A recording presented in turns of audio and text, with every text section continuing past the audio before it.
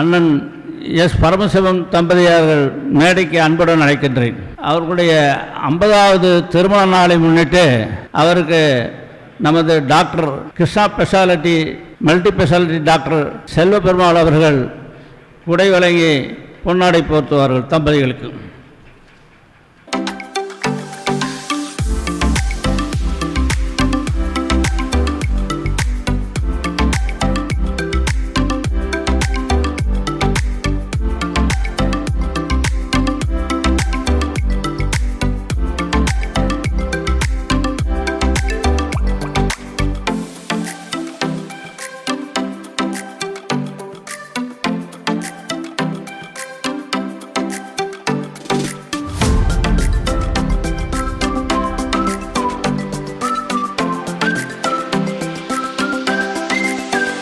நான் பரமசிவம் ஸ்டேட் பேங்கில் 34 வருடங்கள் பணிபுரிந்தவன்.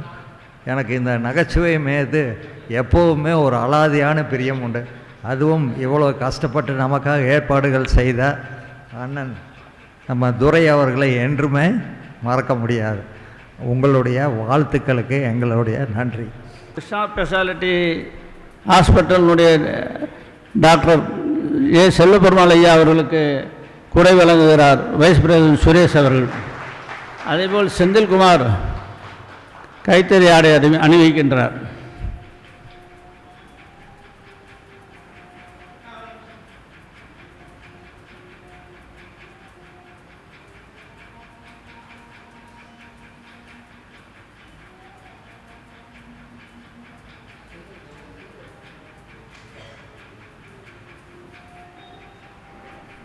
இப்பொழுது நமது துணை செயலாளர் செந்தில் அவர்கள் பொன்னாடை அணிவிக்கின்றார்.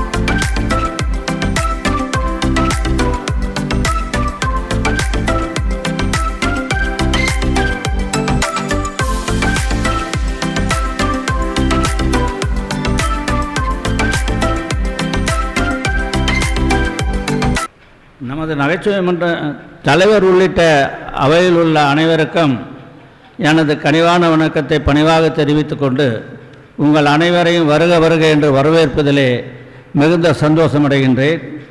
நமது நகைச்சுவை மன்றத்தின் 264வது சிறப்பு கூட்டத்திற்கு கவியரசு கண்ணதாசனின் 100ஆண்டு விழாவை முன்னிட்டு அவர் சிறப்பு செய்வதற்காக சிறப்பு பேச்சாளராக வருகை தந்திருக்கின்ற இசைக்கலைமணி உயர்திரு ராஜபாளையம் உமாசங்கர் அவர்கள் அவர் கொடுத்திருக்கிற தலைப்பு கவியரசு கண்ணதாசனின் இசைக்கூட்டணி என்கின்ற தலைப்பிலே இங்கே 8:30 மணி வரைக்கும் பேச இருக்கிறார். அவருக்கு 8:30 மணிக்கெல்லாம் முடித்து விட்டு ட்ரெயினுக்கு செல்ல வேண்டி இருப்பதால் அதற்கு முன்னால் என் வரவேற்புரை சீக்கிரம் முடித்து கொள்கிறேன். அதே நேரத்திலே நமது 264வது சிறப்பு கூட்டத்திற்கு முன்னிலை வகிப்பவர் மனிதநேய மாமணி உயர்திரு doctor A Selvaperumal MBBS MCH neuro அவர்கள் மூளை நரம்பியல் அறுவை சிகிச்சை நிபுணர், கிருஷ்ணா ஸ்பெஷாலிட்டி மருத்துவமனை 333 பிறப்பு ரோடு ஈரோடிலே அவர் சிறப்பாக அந்த கிருஷ்ணா ஸ்பெஷாலிட்டி மருத்துவமனையை நடத்தி கொண்டு வருகிறார். இது மல்டி ஸ்பெஷாலிட்டி ஹாஸ்பிட்டலில் இது பலத்துறை மருத்துவர்களெல்லாம் அங்கே வருகை தந்து நிரந்தரமாக பணியாற்றி கொண்டிருக்கிறார்கள். அப்படி ஒரு மருத்துவ சேவையை நமது டாக்டர் செல்வபெருமாள் அவர்கள் ஈரோடு மாநகரத்திற்கு மட்டும் இல்லை, ஈரோடு மாவட்டம் பூராவும் அவர் வழங்கி கொண்டிருக்கிறார். 4 நூற்றாண்டுகளுக்கு மேல் என்று நீங்கள் எல்லாம் அறிந்த ஒன்றாகும். அவருடைய அரிய பல மருத்துவ சேவையை பாராட்டி எத்தனையோ மனிதநேய மாமனியர்கள் மனிதநேயர்கள் அவரிடம் சிகிச்சை பெற்று பலனடைந்தவர்கள் பாராட்டிய வண்ணமே ஆண் பெண் இருபாலரும் இருக்கிறார்கள். அப்படிப்பட்டவரை அறியாதவர்கள் யாருமே இல்லை. ஈரோடு மாநகரத்திலிருந்து ஈரோடு மாவட்டம் பூரா அவரை நன்றாக அறிந்தவர்கள் இருக்கிறார்கள். அப்படிப்பட்ட ஒரு மனிதனே மாமணி தான் பல வருஷங்களாக நமது நகைச்சுவை மன்றத்திற்கு புரவலராக இருந்து வருடத்திற்கு ஒவ்வொரு மாதம் இந்த மாதிரி சிறப்பு சொற்பொழிவாளர்களுக்கு உண்டான எல்லா செலவுகளையும் ஏற்று பல ஆண்டுகளாக நமக்கு கால் நூற்றாண்டுகளுக்கு ஒரு 23 ஆண்டுகளாக அவர் நமக்கு உதவிக்கரம் நீட்டுகிறார். அப்படிப்பட்ட மனிதநேயம் மிக்க அந்த மாமனிதர் கொடுக்கவில்லை என்றால், இந்த ஸ்பான்சர் அமௌண்ட் தரவில்லை என்றால் இந்த கூட்டமெல்லாம் நடப்பதற்கு ஏதுவாக இருக்காது என்பது நீங்களெல்லாம் நன்றாக அறிவீர்கள். அப்படிப்பட்டவரை வாழ்த்துவதிலும் போற்றுவதிலையும் நம்ம நகைச்சுவை மன்றம் பெருமை அடைகிறது. அவர் சில நிமிடங்கள் நம்மளிடம் உரையாற்றுவார். வழக்கம் போல மக்களுக்கு மருத்துவ சேவைகளை பற்றி எப்படி நாமெல்லாம் இருக்க வேண்டும், பக்கவாதங்கள் வராமல் எப்படி காக்க வேண்டும், ஸ்ட்ரோக் வராமல் இருக்கிறதுக்கு என்ன அப்படி நரம்பியலை பற்றி அவர் சுருக்கமாக உங்களுக்கு விளக்கம் அளித்து பேச்சாளரை பேச வைப்பதற்கு அவர் கடமைப்பட்டிருக்கிறார் என்று சொல்லி, அப்படிப்பட்டவரையும் டாக்டர் ஏ. செல்வப்பெருமாள் அவர்களை இந்த நகைச்சுவை மன்றம் வருக வருக என்று வரவேற்பதிலே மிகுந்த சந்தோஷம் அடைகின்றது. அதேபோல் எனது இணைய நண்பர் ராஜபாளையம் உமாசங்கர் அவர்கள் இசைக்கலைமணி கவியரசு கண்ணதாசனின் இசைக்கூட்டணி என்கின்ற தலைப்பிலே மிக அற்புதமாக பேசுகிறார். ஒரு 1.25 மணி நேரம் அவர் சிறப்பாக பேசுவார் என்று உங்களுக்கு நான் அறிவித்துவிட்டு, கண்ணதாசனுடைய வாழ்க்கையிலே நடந்த ருசிகரமான பல சம்பவங்கள்லாம் நேரமில்லை, சுருக்கமாக ஒன்று மட்டும் சொல்லி விடைபெறுகிறேன். ஒரு முறை ஸ்ரீதர் அவர்கள் நெஞ்சில் ஓர் ஆலயம் என்கின்ற திரைப்படத்தை எடுத்து 20 நாளில் முடித்துவிட்டு, அதற்கு 5 பாடல்கள் வேண்டும். பாடல்கள் இல்லாமல் அந்த ஒரு கவிஞரை பிடித்து இசையமைப்பாளர்கள் மூலியமாக இசையமைத்து அந்த பாடலை வெற்றிகரமாக அந்த படத்தில் சேர்த்து அந்த குறிப்பிட்ட நாளிலே பட விநியோகஸ்தர்களுக்கெல்லாம் அந்த படத்தை விநியோகம் பண்ண வேண்டும். நல்ல வேலைக்கு படத்தை விட்டுவிட்டார். இந்த மாதிரி சூழ்நிலையில் பாட்டு ரெடியாகவில்லை. உடனே எம்எஸ் விஸ்வநாதன் ஐயா கிட்ட சென்று அவருக்கு ஸ்ரீதர் மிகவும் இந்த மாதிரி ஒரு இக்கட்டான நிலையில் இருக்கிறேன், 20 நாளில் படம் முடித்து விட்டேன், படம் வாங்குபவர்கள் விநியோகஸ்தர்களெல்லாம் பணம் கொடுத்து விட்டார்கள், 5 பாட்டு வேண்டும், நான் என்ன செய்வது அப்படின்னு அவர்கிட்ட கேட்டபோது, ஒன்றும் பயப்படாதீங்க, நம்ம கவியரசு இருக்கார், அவர் பாட்டு வாங்கி தந்தார் 5 பாட்டுன்னு இந்தாங்க அப்படின்னு ஒரு 25,000 பிடிங்கன்னு சொல்லி 25,000 கையில் கொடுக்குறாரு. அவர் வாங்கிட்டு அவர் பெங்களூருக்கு நேராக கவியரசு கண்ணதாசனை ஃப்ளைட்டில் அந்த காலத்தில் கூட்டிகிட்டு போகிறார் நெஞ்சில் ஓராளையும் படத்திற்காக. போய் பெங்களூரில் இறங்கினோம்னு உட்லண்ட்ஸ் ஹோட்டலில் தங்குகிறார்கள். உட்லண்ட்ஸ் ஹோட்டலிலே அவர்கள் தங்கினவுடன் காலையில் குளித்தவுடன் கவியரசு உட்காருகிறார். ஏன்னா அவருடைய பாடலெல்லாம் அவர் வாயில் அவரே எழுத மாட்டார், சொல்ல பஞ்சாரராஜெல்லாம் அவர் உதவியாளர்கள் கண்ணப்பன் தான் எழுதுவார்கள். அப்படி சொல்லுகின்ற நேரத்திலே எம்எஸ்வி எல்லாரும் டியூன் போடுறதுக்கு ரெடியாக இருக்கிறார். ஏயா அவர் விஸ்வநாதன், என்ன விசு இப்போ காலையில் சாப்பிடுமையா அப்படின்னு, இப்போ தான் குளிச்சுட்டு வந்தேன், சாப்பிட்டா சரி சாப்பிட்டா போச்சேன்னு அப்படின்னாரு. சரி சாப்பிட்டாங்களாம். சாப்பிட்ட உடனே கொஞ்சம் அப்படியே மயக்க வர மாதிரி இருக்குதுயா, கொஞ்சம் போட்டால் பரவாயில்ல அப்படின்னாராம். சரிங்க என்ன கொஞ்சம் போடுங்க அப்படின்னாராம். சாரி, நீங்கள் போதை ஒழிப்பு தினம் பேசுகிறீர்கள், அவர் போதை போட்ட விஷயத்தை சொல்லு. அப்பொழுது அந்த சுச்சுவேஷனுக்கு தகுந்த மாதிரி பாடல்கள் அமைய வேண்டும். அவர் எவ்வளவோ சொல்லி அப்படியே ஒரு நாள் 2 நாள் 3 நாள் இப்படி கடந்துக்கிட்டே போகுது. ஸ்ரீதர் போட்டு ஃபோன் மேலே போட்டு விஸ்வநாதன்ட்டு கேட்குறாரு, ப்ரொடியூசர் விநியோகஸ்தரெல்லாம் பணம் கொடுத்துட்டு பணம் என்றைக்கு படம் ரிலீஸ் செய்யுதுன்னு கேட்குறாங்க, ஏன் பாட்டு ரெடியாக இந்த இப்போ ஆயிடுச்சுங்க, ஒரு பாட்டு ஆகிடுச்சு 2 ஆகிடுச்சு, இந்த ஒரு நாள் பொறுங்கன்னு இப்படியே சொல்லி காலம் தாழ்த்துறாரு. அப்புறம் ஒரு நாள் அவர் ரொம்ப இப்படியே 5 நாள் ஆகிப்போச்சு. ஸ்ரீதருக்கு பதில் சொல்ல முடியல. எம்எஸ் விஸ்வநாதனுடைய இந்த உதவி, அவர் அந்த கவியரசு கண்ணதாசனுடைய உதவியாளர்கள் பஞ்சாரநாதனும் கண்ணப்பனிடமெல்லாம், இவன் ஒரு குடிகாரங்கிட்ட வந்து மாட்டிக்கிட்டேன், அப்படி விரக்தியாகி ஒரு விரக்தியின் எல்லைக்கே சென்று மிக கடுமையாக கண்ணதாசன் பேசுகிறார். அப்புறம் பேசிவிட்டு மறுநாள் காலையில் கண்ணதாசன் குளித்து விட்டு உட்காருகிறார். டிஃபன் சாப்பிட்ட உடனே வந்து எங்கப்பா விசு இன்னும் வரலையே அப்படின்னு, இன்னும் வந்துடுவார் அப்படியே 1 மணி நேரம் என்னம்மா விசு வரல, என்ன காரணம்? அப்புறம் தவிர்க்க முடியாத காரணத்தை நேற்று ராத்திரி இப்படி சொல்லிட்டு போயிட்டாரு, 5 நாளாக நீங்கள் பாட்டு எழுதலை, இவங்ககிட்ட வந்து குடிகாரன்ட்ட மாட்டிக்கிட்டுன்னு கண்டபடி திட்டிட்டு போகிறாரு அப்படின்னா. சரி இப்போ கூப்பிடுங்க விசு அப்படின்னு கூப்பிட்டாரோம். வந்தவுடனே உடனே விசு டியூன் போடையா அப்படின்னாராம். ஏன்னா நீ ஒன்றும் பாட்டு இதுன்னு சொல்ல எப்படி டியூன் போடுறது அப்படின்னா. அப்போ தான் அந்த பாட்டு போட்டதான் சொன்னது நீதானா சொல் சொல் என் உயிரே அப்படின்னு அந்த பாட்டு பல்லவி ஆரம்பித்த உடனே அவருடைய நீயாளா விசு என்னை சொன்ன அப்படி சொன்னது நீதானான்னு அவருக்கு கேட்குற மாதிரி இருக்குது. அந்த படத்தில் அந்த கதாநாயகி தேவிகாவை காதலிச்ச டாக்டர் கல்யாணகுமார் வந்து அந்த ஹாஸ்பிட்டலில் டாக்டரை பணியாற்றுகிறார். அவர் கணவன் இதய நோயால் பாதிக்கப்பட்டு முத்துராமன் இருக்கிறார். அதில் ஏதாவது அவர் அந்த மருத்துவத்தில் அவருக்கு ஃபெயிலியர் அவர் இறந்துட்டா நீ மறுமணம் செஞ்சுக்க அந்த டாக்டரே முன்னாள் காதலர்னு அப்படின்ட்டு கணவன் சொல்கிறார்.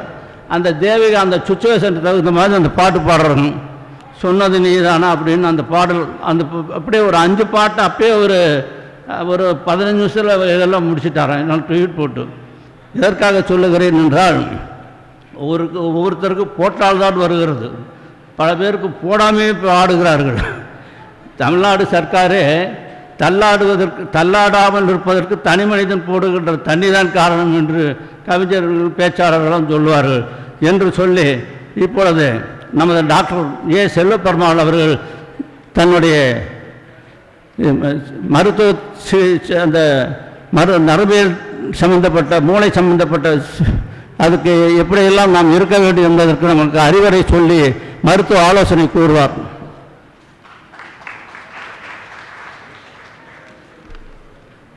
அனைவருக்கும் மாலை வணக்கம்.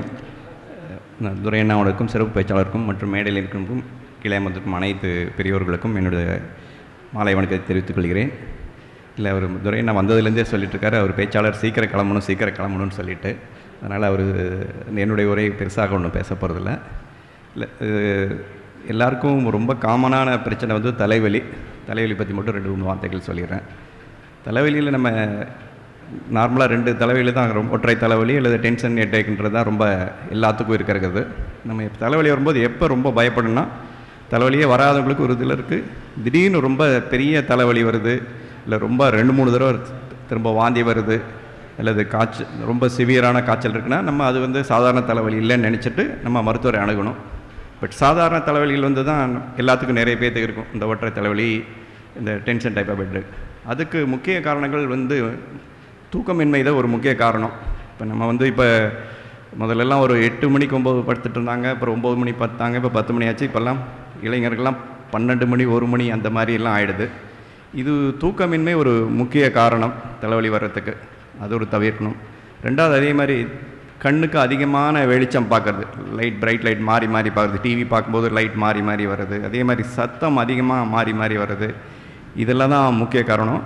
அதோட முக்கிய காரணம் இப்போ வந்து சாப்பாடு விஷயத்தில் நிறைய கெமிக்கல்கள் கலக்கிறாங்க. இந்த கலராக இருக்கிறதுக்காக இந்த பச்சை கலரு பிங்க் கலர்லாம் இருக்க மாதிரி நார்மலாக சாப்பிட்ற உணவுகள்லேயே நிறைய ரெடிமேட் பொடிகள் யூஸ் பண்ணுறது, இதெல்லாம் வந்து தலைவலியை உருவாகிறதுக்கு முக்கிய காரணம்.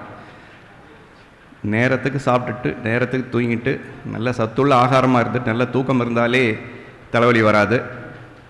ஸோ தலைவலி வராமல் இருக்கிறதுக்கு நம்ம நார்மலாக இருந்தால் போதும், அப்நார்மலாக இல்லாமல் நார்மலாக கரெக்டாக சாப்பிட்டுட்டு கரெக்டாக தூக்கிட்டு இருந்தாலே போதும்.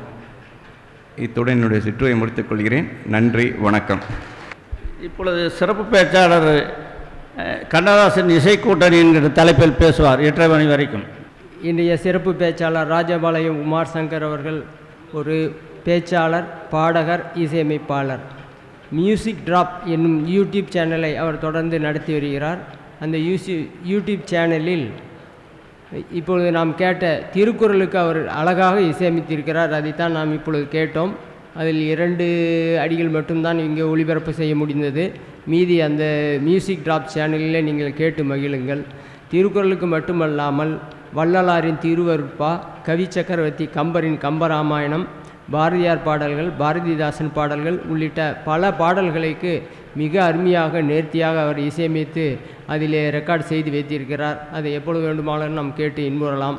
நமது இல்ல நிகழ்ச்சிகளுக்கும் கல்லூரி நிகழ்ச்சிகளுக்கும் அதை உபயோகப்படுத்தி கொள்ளலாம். இவருடைய இதுகள் பற்றி இந்து பத்திரிகையில் இவர் எழுதிய கட்டுரையும், இவரை பற்றி பத்திரிகை பாராட்டி எழுதிய கட்டுரையும் இருக்கிறது. தற்போது அவரை பேச அழைக்கிறோம்.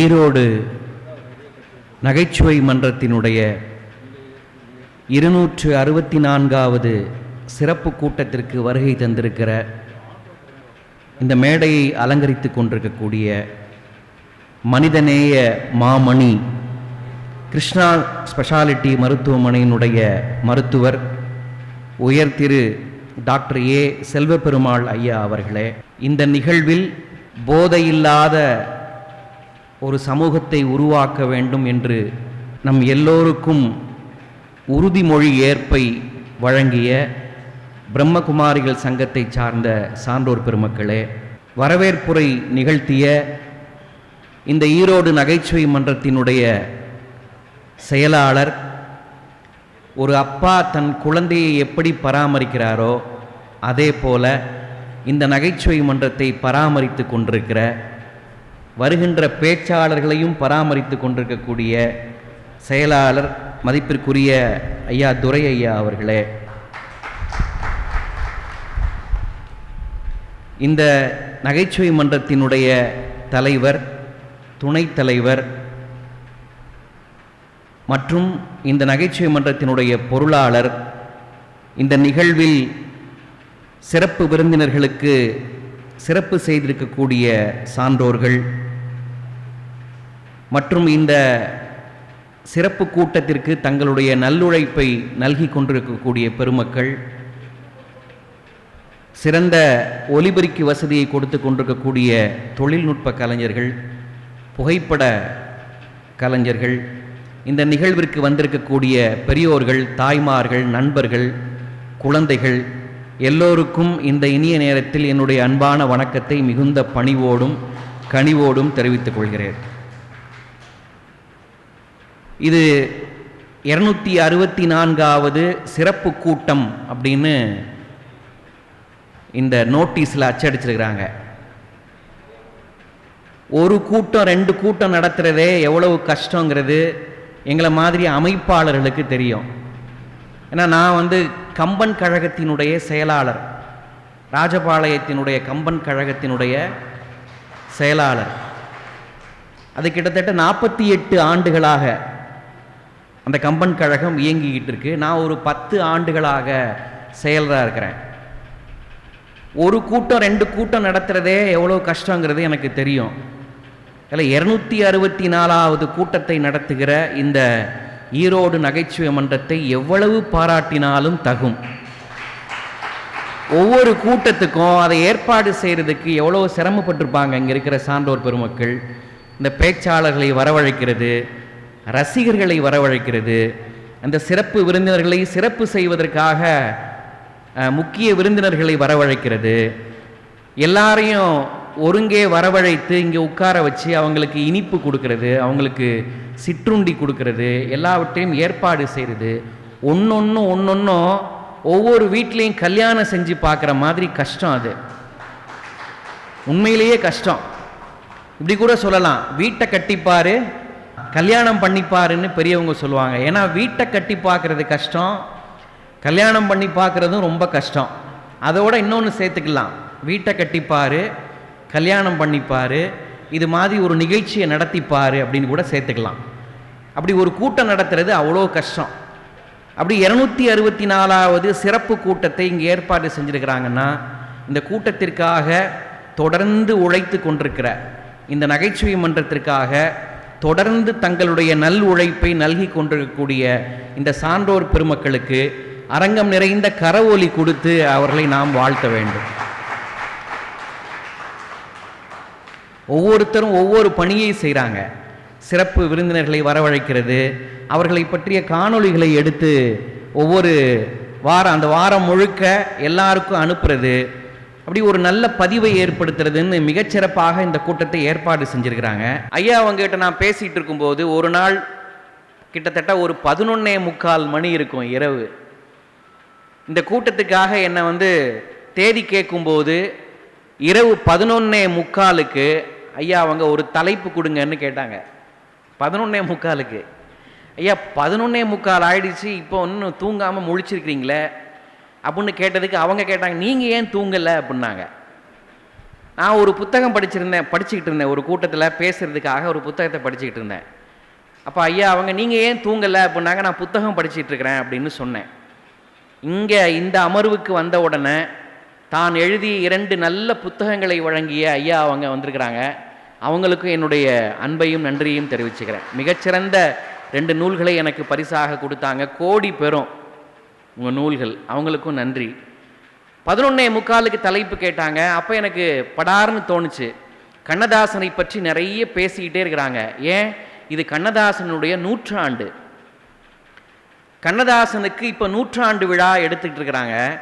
இந்த நேரத்தில் கண்ணதாசனை பற்றிய தலைப்பு கொடுக்கலாம் அப்படின்னு கண்ணதாசனினுடைய இசை கூட்டணி அப்படிங்கிற தலைப்பு கொடுத்தேன். அது என்ன கூட்டணி அப்படின்னாரு ஐயா அவங்க. அது என்ன கூட்டணி? இப்போ அரசாங்கமே கூட்டணியில் தானே ஓடிக்கிட்டு இருக்கு. அதை நினைவுபடுத்துறதுக்காக இசை கூட்டணின்னு ஒரு தலைப்பு கொடுப்போமே அப்படின்னு நான் தலைப்பு கொடுத்தேன். இன்னைக்கு இருக்கிற சின்ன குழந்தைங்களை பார்த்து நீங்கள் யாருமே தப்பாக எடை போட்டுறக்கூடாது. இப்போ வழக்கமாக குழந்தைங்களை பார்த்து நம்ம என்ன சொல்லுவோம், அப்போ அவங்க குழந்தைங்க ஒன்றும் தெரியாதுங்க, அதுக்கு பச்சை பிள்ளைங்க, அதுக்கு என்ன தெரியும் அப்படின்னு சொல்லுவோம். இனிமேல் அப்படி யாரும் சொல்லவே முடியாது. குழந்தைங்களை பார்த்து அது பாவங்க, அதுக்கு ஒன்றும் தெரியாதுன்னு சொல்லவே முடியாது. ஏன்னா ஒன்றும் தெரியாத குழந்தைகள்லாம் ஏற்பாடு பண்ணி தான் ஒரு அரசாங்கத்தையே நடத்திக்கிட்டு இருக்கு. புரிஞ்சவங்க கை தட்டுறாங்க. ஒன்றும் தெரியாத குழந்தைகள்லாம் சொல்லி தான் ஒரு பெரிய ஒரு அரசாங்கத்தையே ஏற்பாடு செஞ்சு அரசாங்கம் நடந்துக்கிட்டு இருக்குன்னு வச்சுக்கோங்களேன். இப்போ குழந்தைங்களை இனிமேல் ஒன்றும் தெரியாத பிள்ளைகள்னு நம்ம சொல்லிட முடியாது. குழந்தைங்களுக்கு எல்லாம் தெரியுது. சில நேரத்தில் நல்ல தகவல்களை நாம் சொல்ல வேண்டியது இருக்குது. அப்போ இசை கூட்டணின்னு நான் ஒரு தலைப்பு கொடுத்தேன். புதுசாக இருக்க, இதே இருக்கட்டும் அப்படின்னு ஐயா அவங்க சொன்னாங்க. கண்ணதாசனுடைய இசை கூட்டணி குறித்து கண்ணதாசன் அவர்கள் இசைக்கலைஞர்களோடு இணைந்து தமிழ் சமூகத்திற்கு பாடல்களை வழங்கி இருக்கிறார். அது குறித்து நம்ம பேசுவோம் அப்படின்னு சொன்னோன்னா மகிழ்ச்சியாக ஐயா ஏற்றுக்கிட்டாங்க. இப்போ நான் ஒரு குறிப்பு மட்டும் சொல்லிட்டு இந்த தலைப்புக்குள்ளே போயிடுறேன். இங்கே இருக்கிற பெருமக்கள்லாம் நகைச்சுவை கேட்டு சிரித்து மகிழ்வதற்காக ஏராளமான கூட்டங்களுக்கு போயிருப்பீங்க. அப்படி நிறைய கேட்டு ரசிச்சிருப்பீங்க. இது வெறும் சிரிப்பதற்கான கூட்டம் மட்டும் இல்லை, கொஞ்சம் கவியரசர் குறித்து சிந்திப்போங்கிறதுக்காக இந்த அமர்வு ஏற்பாடு செஞ்சுருக்கிறாங்கங்கிறத நான் முதலையே சொல்லிடுறேன். இப்போ நான் இப்படி துவங்குறேன். ஒரு பாடல் எப்போது உருவாகிறது, எப்போது பிறக்கிறதுன்னு மகாகவி பாரதியார் ஒரு குறிப்பு சொல்லியிருக்கிறார். ஒரு பாட்டு எப்போ பிறக்குது தெரியுமா? தன் கட்டுரையில் பாரதி எழுதுகிறார். முதல் வரி இப்படி எழுதுகிறார், இந்த உலகத்தில் இருக்கிற உயிரினங்களிலேயே 2 உயிரினங்களுக்குத்தான் இசை வரும், பாட்டு வரும். ஒன்று பறவைகளுக்கு, இன்னொன்று மனிதர்களுக்கு. சும்மா கோடிட்ட இடத்தை நிரப்புங்க. இப்படி சொல்லிட்டு அடுத்த வரி பாரதி எழுதுறார் பாருங்க. அந்த வரியை கேட்டோம் நீங்க கை தட்டுவீங்க. முதல் வரி எழுதுறார், இந்த உலகத்திலேயே 2 உயிரினங்களுக்குத்தான் பாட்டு வரும், ஒன்று பறவைகளுக்கு, இன்னொன்று மனிதர்களுக்கு அப்படின்னு சொல்லிட்டு பாரதி எழுதுறார், பறவைகள் சிறகடித்து பறக்கிற போதெல்லாம் பாடத் தொடங்குகின்றன. பறவைகள் சிறகடித்து பறக்கின்ற போதெல்லாம் பாடத் தொடங்குகின்றன.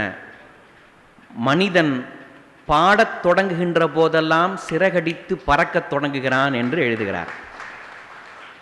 மனிதன் பாடத் தொடங்குகின்ற போதெல்லாம் சிறகடித்து பறக்கத் தொடங்குகிறான் அப்படின்னு எழுதுகிறார் மகாகவி பாரதியார். உண்மையிலேயே ஒரு நல்ல பாட்டை கேட்கும்போது நமக்கு சிறகுகள் முளைக்குது, நம்ம பறக்க ஆரம்பிச்சிடுறோம். அப்படி பார்த்தா பல ஆயிரம் நல்ல பாடல்களை கொடுத்து அந்த ஒவ்வொரு பாடலையும் கேட்கும்போது நமக்கு சிறகுகள் முளைப்பதற்கு காரணமாக இப்போதும் இருக்கிறவர் தான் இந்தியாவின் தலைசிறந்த கவிஞர்களில், ஏன் உலகத்திலேயே தலை சிறந்த கவிஞர்களில் ஒருவரான கவியரசர் கண்ணதாசன் அவர்கள். ஒவ்வொரு முறையும் அவருடைய பாடல்களை கேட்கும்போது நம்மை அறியாம சிறகுகள் முளைத்து நாம் இன்னொரு உலகத்துக்கு பறந்துக்கிட்டே இருக்கிறோம். நம்மளை பறக்க வச்சுக்கிட்டே இருக்கிறார் கண்ணதாசன். நான் சில பாடல்களை சொன்னேன்னா நீங்களே இப்போ எல்லாம் பறக்க ஆரம்பிச்சிருவீங்க. பாருங்கள், இன்னும் ஒரு 5-10 நிமிடங்களில் நாம் இன்னொரு உலகத்துக்கு போக போகிறோம். நாம் எல்லாருமே கவியரசர் கண்ணதாசன் அவர்களை பற்றி ஒரு சின்ன ஒரு குறிப்பு சொல்லணும்னா இப்படி சொல்லலாம். வாழ்க்கையை அதன் பாதையிலேயே சென்று வாழ்ந்து ரசித்து ருசித்த கவிஞர் கண்ணதாசன். வாழ்க்கையின் எந்த பக்கத்தையும் மறைக்க விரும்பாத திறந்த புத்தகம் கண்ணதாசன். எதையுமே மறைச்சதில்லை இதுவரைக்கும்.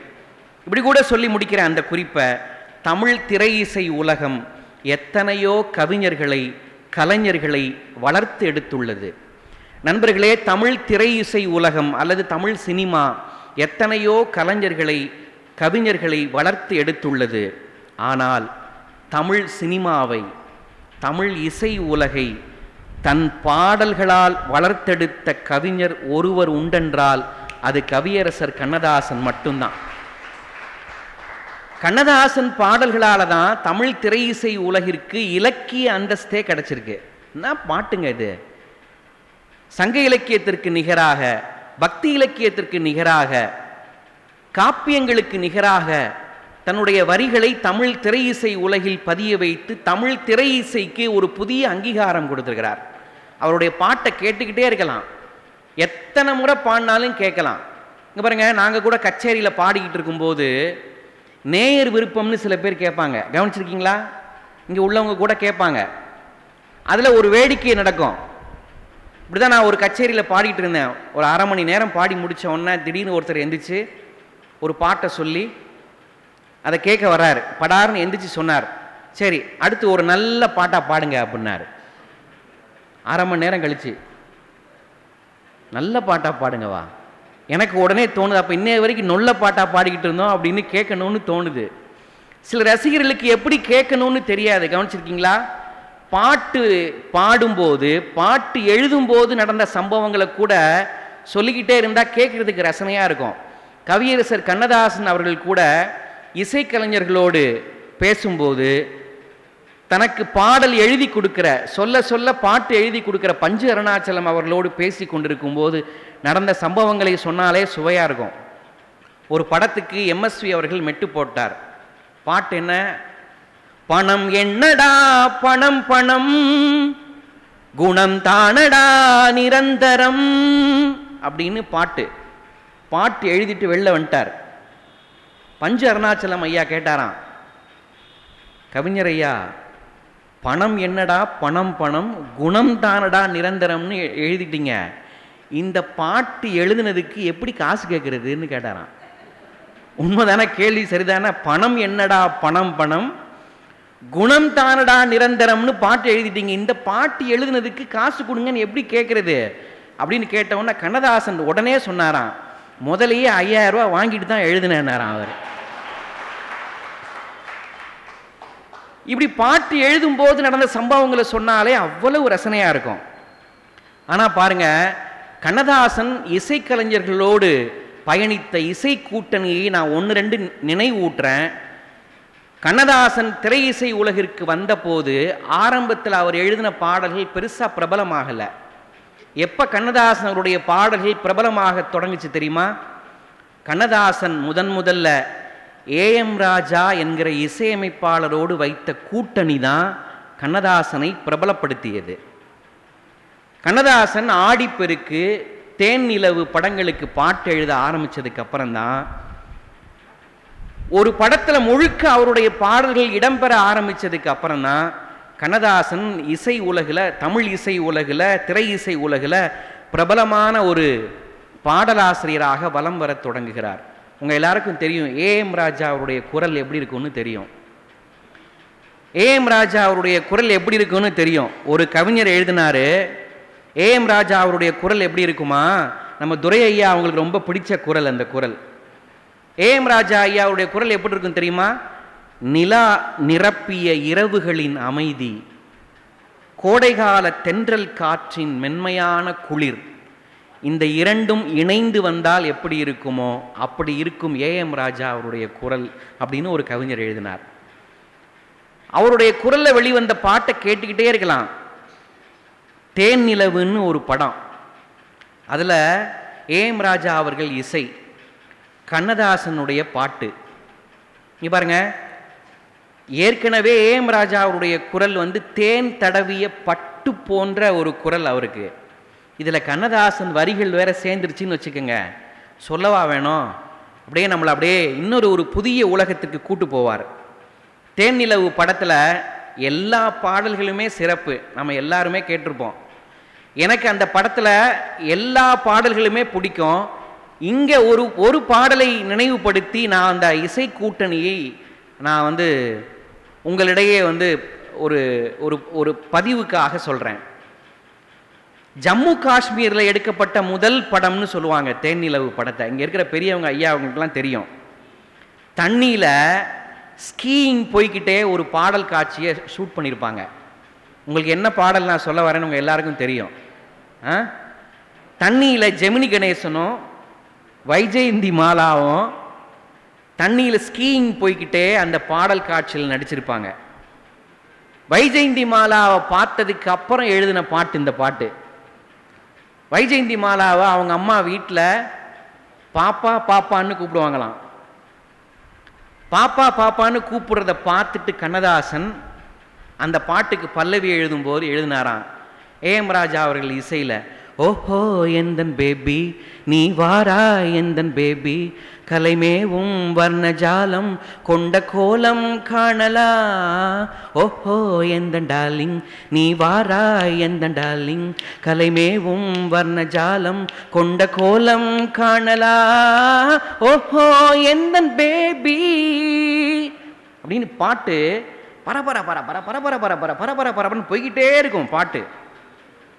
அந்த பாட்டுக்கு நடுவில் வரக்கூடிய சரணத்தில், பூவில் தோன்றும் மென்மை உந்தன் பெண்மை அல்லவா, தாவும் தென்றல் வேகம் உந்தன் கண்கள் அல்லவா, பூவில் தோன்றும் மென்மை உந்தன் பெண்மை அல்லவா, தாவும் தென்றல் வேகம் உந்தன் கண்கள் அல்லவா, இன்னும் சொல்லவா அதில் மன்னன் அல்லவா, இன்னும் சொல்லவா அதில் மன்னன் அல்லவா, அந்த எண்ணம் போதும் போதும் எந்தன் பேபி இங்கு வா. இந்த லாஸ்ட் லைன் முடிக்கும் போது ஏஎம் ராஜா அவர்கள் ஒரு இசை கோர்வையை ஒன்று வச்சிருப்பார். இந்த எண்ணம் போதும் போதும் எந்தன் பேபி இங்கு வா, தடன் தடன் த ஓஹோ எந்தன் பேபி நீ வாரா எந்தன் பேபி, கலைமேவும் வர்ணஜாலம் கொண்ட கோலம் காணலா, ஓஹோ எந்தன் பேபி. இந்த சரணத்தில் அந்த கடைசி லைன் இருக்கு பாருங்க சார், இந்த காத்தாடி அமர்த்துங்களேன் ப்ளீஸ். இன்னும் சொல்லவா அதில் மன்னன் அல்லவா. இது வரைக்கும் பாட்டு அவங்க ரெண்டு பேரும் அந்த ஸ்கீயிங் பண்ணிக்கிட்டே பாட்டு பாடிக்கிட்டே குரலை சச்சிக்கிட்டு வாயை சச்சிக்கிட்டு போய்கிட்டே இருக்கும்போது அப்படியே ஒரு நேர்கோட்டில் போய்கிட்டு வளைஞ்சி போய்கிட்டு நேர்கோட்டில் போக வளைஞ்சி போகன்னு போய்கிட்டே இருக்கும். அந்த கடைசி லைன் அந்த பாட்டுக்கு பெரிய ஒரு லிஃப்டாக அமைஞ்சிருக்கு பாருங்க. இன்னும் சொல்லவா அதில் மன்னன் அல்லவா, அந்த எண்ணம் போதும் போதும் எந்தன் பேபி இங்கு வா. அந்த இடத்துல ரொம்ப பிரமாதமான ஒரு இசை கோர்ப்பை கொடுத்துருப்பாரு. ரிக பாப்பா மாக மாமா கரி ரி மாரி நிசா நிச ரிக மா பாப்பா பாப்பா பாப்பா நிச ரிக மாப்பா, ஓஹோ எந்தன் பேபி நீ வாரா எந்தன் ஜாலிங், கலைமேவும் வர்ணஜாலம் கொண்ட கோலம் காணலா, ஓஹோ எந்தன் பேபி. இந்த பாட்டை பாடினது யாரு? ஏஎம் ராஜா அவர்களும். சத்தமா சொல்லுங்க. இல்ல, இந்த பாட்டை பாடினவங்க ஏஎம் ராஜா அவர்களும் ஜிக்கி அம்மாவும் இல்லை. இல்லை, சரியா சொல்லிட்டீங்கன்னா துரை ஐயாட்ட இருந்து 10,000 ரூபாய் வாங்கி தரேன். நானா தரப்போறேன்? நானா? இந்த சகோதரி சரியா சொல்லிட்டாங்க, கை தட்டுங்க அவங்களுக்கு நல்லா. ஐயா கேள்விக்கு அவங்க சரியா பதில் சொன்னதுனால அவங்களுக்கு 10,000 ரூபாய் கொடுத்துருங்க. ஐயா பார்க்குறாரு, உனக்கு கொடுக்கறது போக பதில் சொன்னவங்களுக்கு அவரை கொடுக்க சொல்றியா அப்படின்னு ஐயா பார்க்குறாரு. இங்கே பாருங்க, இந்த பாடலை பாடினவங்க யாரு அப்படின்னு நாம எல்லாருமே தவறாவே சொல்லிட்டு இருக்கோம் நிறைய இடங்கள்ல. ஏஎம் ராஜாவும் ஜிக்கி அம்மாவும் பாடின பாட்டுன்னு இல்லை. ஏஎம் ராஜா அவர்களும் ஜானகி அம்மாவும் பாடின பாட்டு இந்த பாட்டு. ஏஎம் ராஜாவுக்கு இணையா ஜானகி அம்மாவும் போட்டி போட்டு பாடியிருப்பாங்க. ஏஎம் ராஜாவுடைய குரல் அப்படி ரொம்ப மெல்லிசா போகும், அதை விட மெல்லிசா ஜானகி அம்மா. பூவில் தோன்றும் மென்மை உந்தன் பெண்மை அல்லவா, யாரு? ஏஎம் ராஜா. அவங்க ஜானகி அம்மா. தாவும் தென்றல் வேகம் உந்தன் கண்கள் அல்லவா. ரெண்டு பேரும் போட்டி போட்டு பாடும்போது பாட்டினுடைய நிறைவு பகுதி, அந்த எண்ணம் போதும் போதும் எந்தன் பேபி இங்கு வா தட்டான் தட்டான். ஓஹோ, அவ்வளோ அழகான பாட்டுங்க இந்த பாட்டு. ஏஎம் ராஜா அவர்களோடு வைத்த கண்ணதாசனுடைய இசை கூட்டணி எத்தனை பேரை பறக்க வச்சிட்டு இருக்கு இன்னைக்கு வரைக்கும். கண்ணதாசனுக்காகவும் ஏஎம் ராஜா அவர்களுக்காகவும் ஜானகி அம்மா அவர்களுக்காகவும் இந்த நேரத்தில் நாம் ஒரு பலத்த கரவொலி கொடுத்து அவர்களை நாம் நினைவு கூறலாம். ஏன்னா நம்ம இன்னொரு உலகத்திற்கு நம்மளை கூட்டு போயிருக்கிறாங்க, அவ்வளோ முக்கியம் பாருங்க. இசையில் எப்பவுமே சங்கதி வச்சு பாடும்போது கேட்க அவ்வளோ நல்லா இருக்கும். இசையில் சங்கதி வச்சு பாடுறது ரொம்ப ரொம்ப முக்கியம். சங்கதினா இப்போ நான் இப்படி சொல்லவா, இங்கே பாருங்க, பிரியா அப்படின்னு ஒரு பேர் ஒன்று இருக்கு. பிரியாவை நாம் இப்போ அவங்க அம்மாவோ அப்பாவோ கூப்பிடுறாங்கன்னு வச்சுக்கோங்களேன், பிரியா இங்கே வா அப்படின்னு கூப்பிடுவாங்க முறை. பிரியா வரல அப்படின்னா 2வது முறை கொஞ்சம் அழுத்தி கூப்பிடுவாங்க. எப்படி? பிரியா இப்படி கூப்பிடுவாங்க. அப்பவும் வரல அப்படின்னா திரும்பி பார்க்கலன்னா 3வது முறை இன்னும் அழுத்துவாங்க. எப்படி? பிரியா அப்படின்னு அழுத்தி கூப்பிடுவாங்க. ஒரு ஆச்சரியம் பாருங்க, திரைப்படத்தில் வந்த ஒரு சாதாரண பாட்டில் இந்த சங்கதிக்கான ஒரு விளக்கத்தை சொல்கிறேன். தேவா அவர்கள் இசையில் வந்த பாட்டு இதே. பிரியா பல்லவியில் 6 முறை வரும், ஆனால் ஒவ்வொரு முறையும் ஒவ்வொரு பிரியா வருவாங்க. எஸ்பிபி அவர்கள் பாடியிருப்பார் மோகன ராகத்தில். இங்கே பாருங்க, பிரியா பிரியா ஓ பிரியா பிரியா பிரியா ஓ பிரியா. பாருங்க, நான் 6 பிரியா பாடினேன், நீங்க கவனிச்சுட்டே வாங்க. இங்க பாருங்க, பிரியா பிரியா ஓ பிரியா பிரியா பிரியா ஓ பிரியா. ஒவ்வொரு பிரியாவும் ஒவ்வொரு சங்கதி. சங்கதினா ஒன்றும் இல்லை, இன்னும் அழகுபடுத்துறதுன்னு பேர். இன்னும் அழகுபடுத்துறதுன்னு பேர். இங்க பாருங்க, நம்ம கூட நம்ம வாழ்க்கையை இன்னும் கொஞ்சம் அழகுபடுத்தி வாழலாமே, இன்னும் கொஞ்சம் சரி செய்வோமே, இன்னும் கொஞ்சம் நேர்த்தியாக இருப்போமே நாம் நினைக்கிறோம்ல, அதுக்கு நமக்கு சொல்லி கொடுக்குறதே இசை தான். நமக்கு சொல்லி கொடுக்குது இன்னும் கொஞ்சம் நேர்த்தியா, இன்னும் கொஞ்சம். ஒரு பிரியா எத்தனை முறை வருது பாருங்க, பிரியா பிரியா ஓ பிரியா பிரியா பிரியா ஓ பிரியா. இந்த பாட்டினுடைய நிறைவு பகுதியில் எஸ்பிபி இதே பிரியாவை எப்படி முடிப்பார் தெரியுமா? இங்க பாருங்க, பிரியா பிரியா ஓ பிரியா பிரியா பிரியா ஓ பிரியா பிரியா அப்படின்னு முடிப்பார் அந்த பிரியாவை. கடைசி பிரியா பாருங்க, பிரியா. கை தட்டின 2 பேருக்கு ரொம்ப நன்றி. ஏங்க, இது சங்கதி, இசையில வைக்கிற ஒரு சங்கதி. இப்போ அந்த சங்கதி இன்னும் நான் ரொம்ப எளிமையா சொல்றேனே. இப்போ ஒரு பாட்டு தேவா அவர்கள் இசையில் ஹரிஹரன் சார் பாடின பாட்டு ஏற்கனவே நிறைய மேடைகளில் கூட நான் சொல்லியிருக்கிறேன். அவர் பாருங்க எவ்வளவு குரல்ல அப்படி ஒரு குழைவை கொண்டு வந்து பாட்டுக்குள்ள கொடுப்பாருங்க. பாருங்க, அவள் வருவாளா அவள் வருவாளா அவள் வருவாளா அவள் வருவாளா. இப்போ நான் 4 முறை அவள் வருவாளா சொன்னேன். 4 முறையும் பாருங்க சங்கதி அப்படி மாற்றி மாற்றி மாற்றி மாற்றி ஸ்வரக்கோர்வைகளை மாற்றி மாற்றி அழகுபடுத்தி அழகுபடுத்தி பாடுவார். ஹரிஹரன் சார் குரல்ல இந்த பாட்டை கேட்கணும். இங்க பாருங்க, அவள் வருவாளா அவள் வருவாளா அவள் வருவாளா அவள் வருவாளா. 4 முறை நான் அவள் வருவாளா பாடிருக்கிறேன். உங்களுக்கு கேட்கறதுக்கு போர் அடிக்காது. இதை நான் இசையா இல்லாமல் இயலா சொன்னேன்னு வச்சுக்கோங்க, அவள் வருவாளா, அவள் வருவாளா, அவள் வருவாளா, அவள் வருவாளா அப்படின்னு சொன்னா நீங்க முடிவெடுத்துருவீங்க, அவள் நிச்சயம் வரமாட்டா. ஆனா ஒரு பாட்டுக்குள்ள கொண்டு வரும்போது, சங்கதி வைக்கும் போது மட்டும்தான் இன்னும் அழகுபடுத்தி, ஸ்வரக்கோர்வைகளை கொண்டு இன்னும் அழகுபடுத்தி கொடுக்கும்போது தான் ஒரு பாட்டு எல்லாருடைய இதயங்களுக்கு உள்ள போய் ஒரு சிம்மாசனம் போட்டு அப்படி உட்காருது. இது ஏன் இந்த மெட்டமைக்கிற இந்த சங்கதிங்கிற விஷயத்தை இப்போ சொன்னேன் அப்படின்னா, இசைக்கலைஞர்கள் அந்த சங்கதி போட்டு மெட்டமைக்கும் போது கண்ணதாசனுடைய வரிகள் ஜம்முன்னு போய் உட்காருமா. அப்படி இசைக்கலைஞர்கள் அவங்க பேட்டியில் சொன்ன தகவலை சொல்கிறேன். கண்ணதாசன் எழுதின பாட்டில் மட்டும் எங்கேயுமே தலை தட்டவே தட்டாதான், நெருக்கடியான வரிகள் எங்கேயுமே இருக்காதான். கண்ணதாசன் எழுதினதுக்கு அப்புறம் இசையமைச்சாலும் சரி, இசைக்கலைஞர்கள் மெட்டமைச்சதுக்கு அப்புறம் கண்ணதாசன் பாட்டு கொடுத்தாலும் சரி, நீங்கள் அந்த வரிகளை வாசித்து பாருங்க, அப்படியே ஒரு தெளிந்த நீரோடை மாதிரி கண்ணதாசனுடைய பாடல்கள் அப்படி போய்கிட்டே இருக்கும். கண்ணதாசன் பாட்டு அப்படி போய்கிட்டே இருக்கும். இது நான் இப்போ ஏஎம் ராஜா கண்ணதாசன் இசை கூட்டணியை சொன்னேன். அதுக்கப்புறம் கண்ணதாசனுடைய பாடல்கள் ரொம்ப உயரமான இடத்துக்கு எப்போ போச்சு தெரியுமா? கேவி மகாதேவன் அவர்களோடு கண்ணதாசன் வைத்த கூட்டணியில் தான் கண்ணதாசன் திரையுலகினுடைய உச்சத்துக்கு போனார். இப்படியும் சொல்லலாம், கேவி மகாதேவன் அவர்களுக்கு திரை இசை திலகம் என்கிற பட்டம் எப்போ வந்ததுன்னா கண்ணதாசனுடைய பாட்டுக்கு அவர் மெட்டமைக்க போய் தான் வந்துச்சு அவருக்கு. மற்ற இசையமைப்பாளர்களுக்கும் கேவி மகாதேவன் அவர்களுக்கும் என்ன வித்தியாசம் தெரியுமா? மற்ற இசையமைப்பாளர்களே எம்எஸ்வி உட்பட டியூன் போட்டதுக்கு அப்புறம் பாட்டு எழுத சொல்லி வாங்குவாங்க கவிஞர்கள்ட்ட. ஆனால் கேவி மகாதேவன் சார் மட்டும் எப்பவுமே பாட்டுக்கு தான் மெட்டமைப்பார். அவர்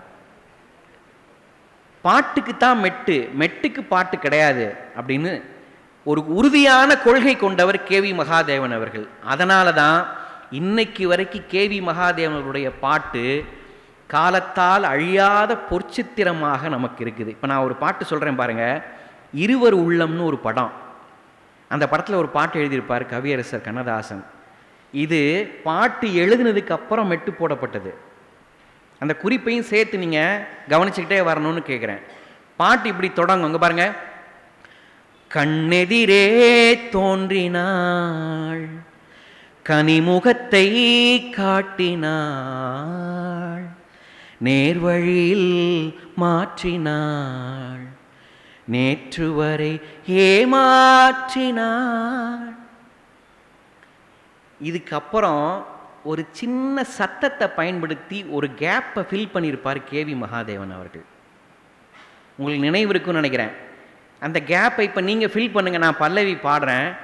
கண்ணெதிரே தோன்றினாள், கனிமுகத்தை காட்டினாள், நேர்வழியில் மாற்றினாள், நேற்று வரை ஏமாற்றினாள். யாரோ 2 பேர் ஃபில் பண்ணுறாங்க, மற்றவங்களாம் அப்படியே மெய் மறந்து உட்கார்ந்துருக்கீங்கன்னு நினைக்கிறேன் நான். இப்போ நான் ஃபில் பண்ணவா? நேற்று வரை ஏமாற்றினாள், கண்ணெதிரே தோன்றினாள். அங்கே ஒரு சத்தம் ஒரு கவனிச்சிருக்கீங்களா? ஒரு ஆல்ரவுண்டரை வச்சு ஒரு சத்தம் கொடுத்துருப்பார் கேவி மகாதேவன். இங்கே பாருங்க, நேற்று வரை ஏமாற்றினாள், கண்ணெதிரே தோன்றினாள்.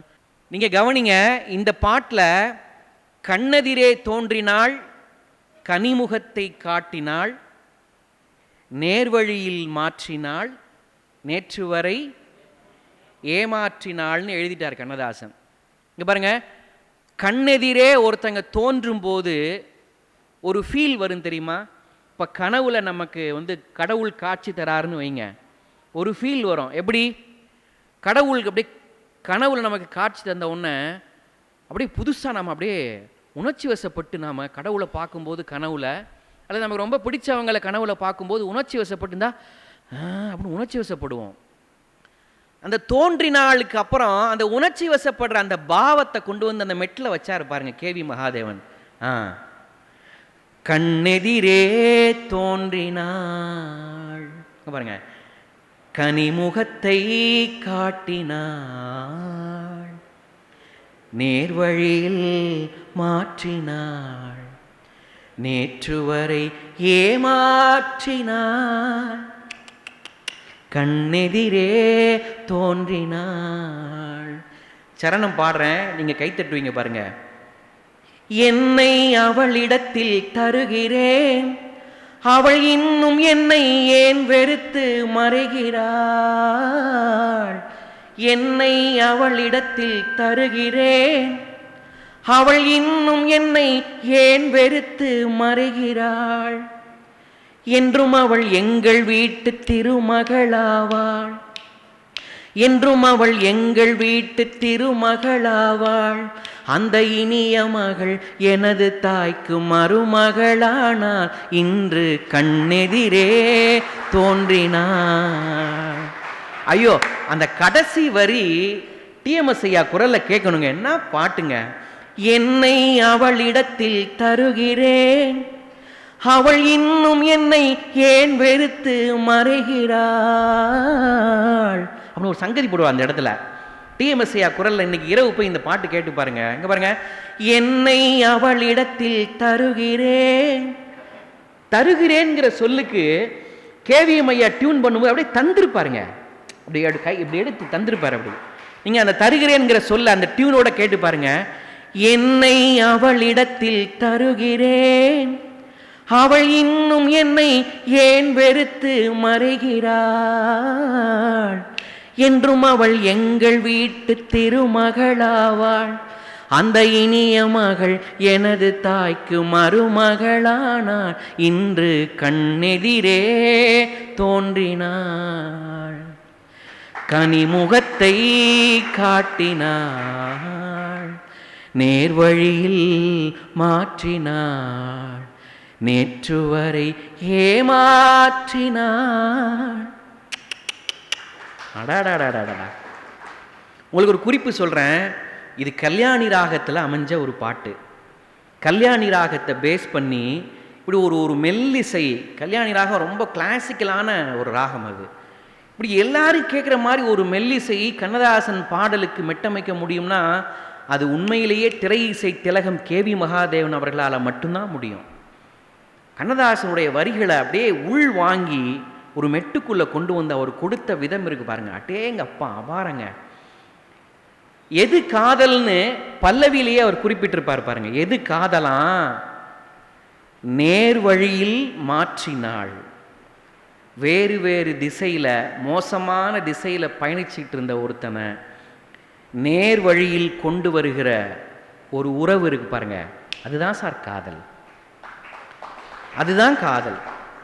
எந்த உறவு நம்மை சரியான திசையில் பயணிக்க வைக்குதோ அந்த உறவை மட்டும் தொடருங்கள் என்று கண்ணதாசன் இந்த பாட்டில் சொல்லி கொடுக்குறார் நமக்கு. ஏன்னா இன்னைக்கு இருக்கிற பசங்களுக்கு நாம் சொல்ல வேண்டியது இருக்கு. கல்லூரி படிக்கிற முதலாம் ஆண்டு கல்லூரி படிக்க போறேன்ட்டு போறான். போகும்போது பேச்சுலரா போறான். காலேஜ் முடிச்சு வரும்போது ஜோடியா வர்றான். இன்னைக்கு நிறைய வீடுகளில் இதான் பயப்படுறாங்க. காலேஜுக்கு படிக்க போறீங்க சரிடா, போகும்போது எப்படி போனையோ வரும்போது அப்படியே வரணுண்டா தம்பி, வரணுண்டா பாப்பான்னு சொல்லி அனுப்ப வேண்டியது இருக்கு இன்னைக்கு. ஏன்னா எது நேசம், எது காதல், எது அன்புன்னு பிள்ளைகளுக்கு தெரியவே இல்லை. கண்ணதாசன் இந்த பாட்டில் எவ்வளோ நுட்பமாக ஒரு வரி கொடுக்குறார் பாருங்க. நேர்வழியில் மாற்றினாள், நேற்று வரை ஏமாற்றினாள். எது நேர் வழியில் நம்மை கொண்டு போகிறதோ அதுதான் உறவு. எது காதல் நம்ம சொல்லிக் கொடுக்க வேண்டியது இருக்கு இன்னைக்கு இருக்கிற பசங்களுக்கு. எங்கள் ஊரில் ஒரு மினி பஸ் டிரைவருக்கு ஒரு பெண் மேலே விருப்பம் வந்துருச்சுங்க. பாருங்க, பஸ் ஓட்டிக்கிட்டேன்னு இந்த பஸ்ஸில் வர்ற அந்த பொண்ணுகிட்ட எப்படியாவது தன்னுடைய காதலை சொல்லிடணும்னு தவிச்சார். எப்படியாவது அந்த பொண்ணுகிட்ட தன்னுடைய நேசத்தை சொல்லிடணும் அப்படின்னு ஏன்னா அவங்க அம்மாவும் கூடயே வந்தாங்க. அந்த பிள்ளைகிட்ட பேச முடியல இவரால். எப்படா இந்த பிள்ளை தனியாக வரும், நம்ம பேச்சு கொடுத்து நம்முடைய அன்பை சொல்லிடணும்னு காத்துக்கிட்டே இருந்தார். அதே மாதிரி ஒரு நாள் அந்த பிள்ளை தனியாக வந்துச்சு பஸ்ஸில். இவர் வண்டி ஓட்டிக்கிட்டே அந்த பிள்ளைகிட்ட பேச்சு கொடுத்தாரு பாருங்க. அப்புறம் பாப்பா அம்மா வரல. உடனே அந்த பாப்பா, ஆமாம் அம்மாவுக்கு உடம்பு சரியில்லை, மருத்துவமனைக்கு போயிருக்கிறாங்க. அப்போ அம்மா வரல. அப்போ நம்ம 2 பேரும் சும்மா பேசிடலாம், நாளைக்கு அம்மா வருவாங்களா அப்படின்னு வண்டி ஓட்டிக்கிட்டே அந்த பிள்ளைய பார்த்துக்கிட்டே பேசிகிட்டு இருக்காரு. அந்த பிள்ளை, ஆமாம் அம்மாவுக்கு ரொம்ப உடல்நிலை சரியில்லை, நாளையிலேருந்து அம்மா என் கூட வருவாங்க அப்படின்னு பதில் சொல்லுது. இந்த பிள்ளை இவர் வண்டி ஓட்டிக்கிட்டேன்னு, அப்போ அம்மா இல்லைன்னா இன்னைக்கு எப்படியாச்சும் நம்ம கொஞ்சம் நேரம் அப்படின்னு அம்மாவை பற்றியே பேசிகிட்டு இருக்காரு. வண்டி கம்மாக்குள்ளே போய்கிட்டு இருக்கு. மினி பஸ்ஸை கம்மாக்குள்ளே ஓட்டுறாரு அவர். அந்த அந்த அந்த அன்பை நேசத்தை சொல்ல தெரியாம தவிக்கிற இடம் இருக்கு பாருங்க. ஐயோ, அப்படி ஒரு ஒரு நிலையை இந்த காதல் ஏற்படுத்திடும். எது சரியான உறவுங்கிற விஷயமே இன்னைக்கு உள்ள யங்ஸ்டர்ஸுக்கு புரிய வைக்க முடியலையே. எங்க தெருவில் ஒரு அந்த பையனுக்கு ஒரு 22 வயசு தான் இருக்கும். கல்லூரி முடிச்சு இப்பதான் வந்திருக்கிறான் வீட்டுக்கு, 3rd இயர் முடிச்சு. நல்லா இருந்த பையன் திடீர்னு கைகாலெலாம் கட்டு போட்டு வந்தான். என்னடா கைகாலெலாம் கட்டு போட்டு வந்திருக்க, என்னடா விஷயம் அப்படின்னு. அதுக்கு அவன் என்ன பார்த்து கேட்டான், சார் நீங்கள் சங்க இலக்கியம்லாம் படிக்கிறவர் தானே சார் அப்படின்னா. ஆமாடா அப்படின்னு. காதலிக்கிறது தப்பா சார் அப்படின்னா. நான் சொன்னேன், இல்லையே, காதலும் வீரமும் தாண்டா நம்ம தமிழ் மக்களுக்கே அழகுடா, சங்க இலக்கியத்திலாம் இருக்குடா அப்படின்னு. அதுக்கு அவன் சொன்னான், இது உங்களுக்கு புரியுது சார், அவள் புருஷனுக்கு புரிய மாட்டேங்குது சார்ன்ட்டான் அவன் பாருங்க, அவன் எதை காதல் நினச்சிருக்கான் பாருங்க. எதை காதல்னு இன்னைக்கு ஒரு வரைமுறை இல்லாமல் உறவு போய்கிட்டு இருக்கு. ஆனால் கண்ணதாசன் அவர்கள் தான் காதலை இசைக்கலைஞர்களோடு இணைந்து திரைப்படத்தில் பாட்டு கொடுக்கும்போது எப்படி கொடுத்தாரு பாருங்க. கேவி மகாதேவனைய தில்லானா மோகனாம்பாள்னு ஒரு படத்துக்கு இசையமைச்சிருப்பார். அடேங்கப்பா, இந்த படத்தில் உள்ள ஒவ்வொரு பாட்டும் லட்சம் பெருங்க, கோடி பெருங்க. சண்முகப்பிரியான்னு ஒரு ராகம் இருக்கு, அந்த ராகத்தை அடிப்படையாக வச்சு ஒரு பாட்டு கொடுத்துருப்பார். பத்மினி அம்மா நடனம் ஆடுவாங்க, மறைந்திருந்து பாப்பார் சிவாஜி கணேசன். இந்த படத்தில் உள்ள அத்தனை பாட்டுமே நல்ல பாட்டு தான். எனக்கு ரொம்ப பிடிச்ச பாட்டு, ஒரு இசைக்கலைஞனா எனக்கு ரொம்ப பிடிச்ச பாட்டு சண்முகப்பிரியா ராகத்தில் அமைஞ்ச இந்த பாட்டு. மறைந்திருந்து பார்க்கும் மர்மம் என்ன அப்படின்னு அந்த பாட்டு தொடங்குங்க. இவர் மறைஞ்சிருந்து பார்ப்பாரு, அந்த அம்மா முகத்தில் அபிநயம் கொடுப்பாங்க. அடடா, சொல்லிக்கிட்டே இருக்கலாங்க. அழகர் மலையழகா இந்த சிலை அழகா என்று மறைந்திருந்து பார்க்கும் மர்மம் என்ன, நவரசமும். நவரசத்தை அப்படி முகத்தில் காட்டுவாங்க பாருங்க.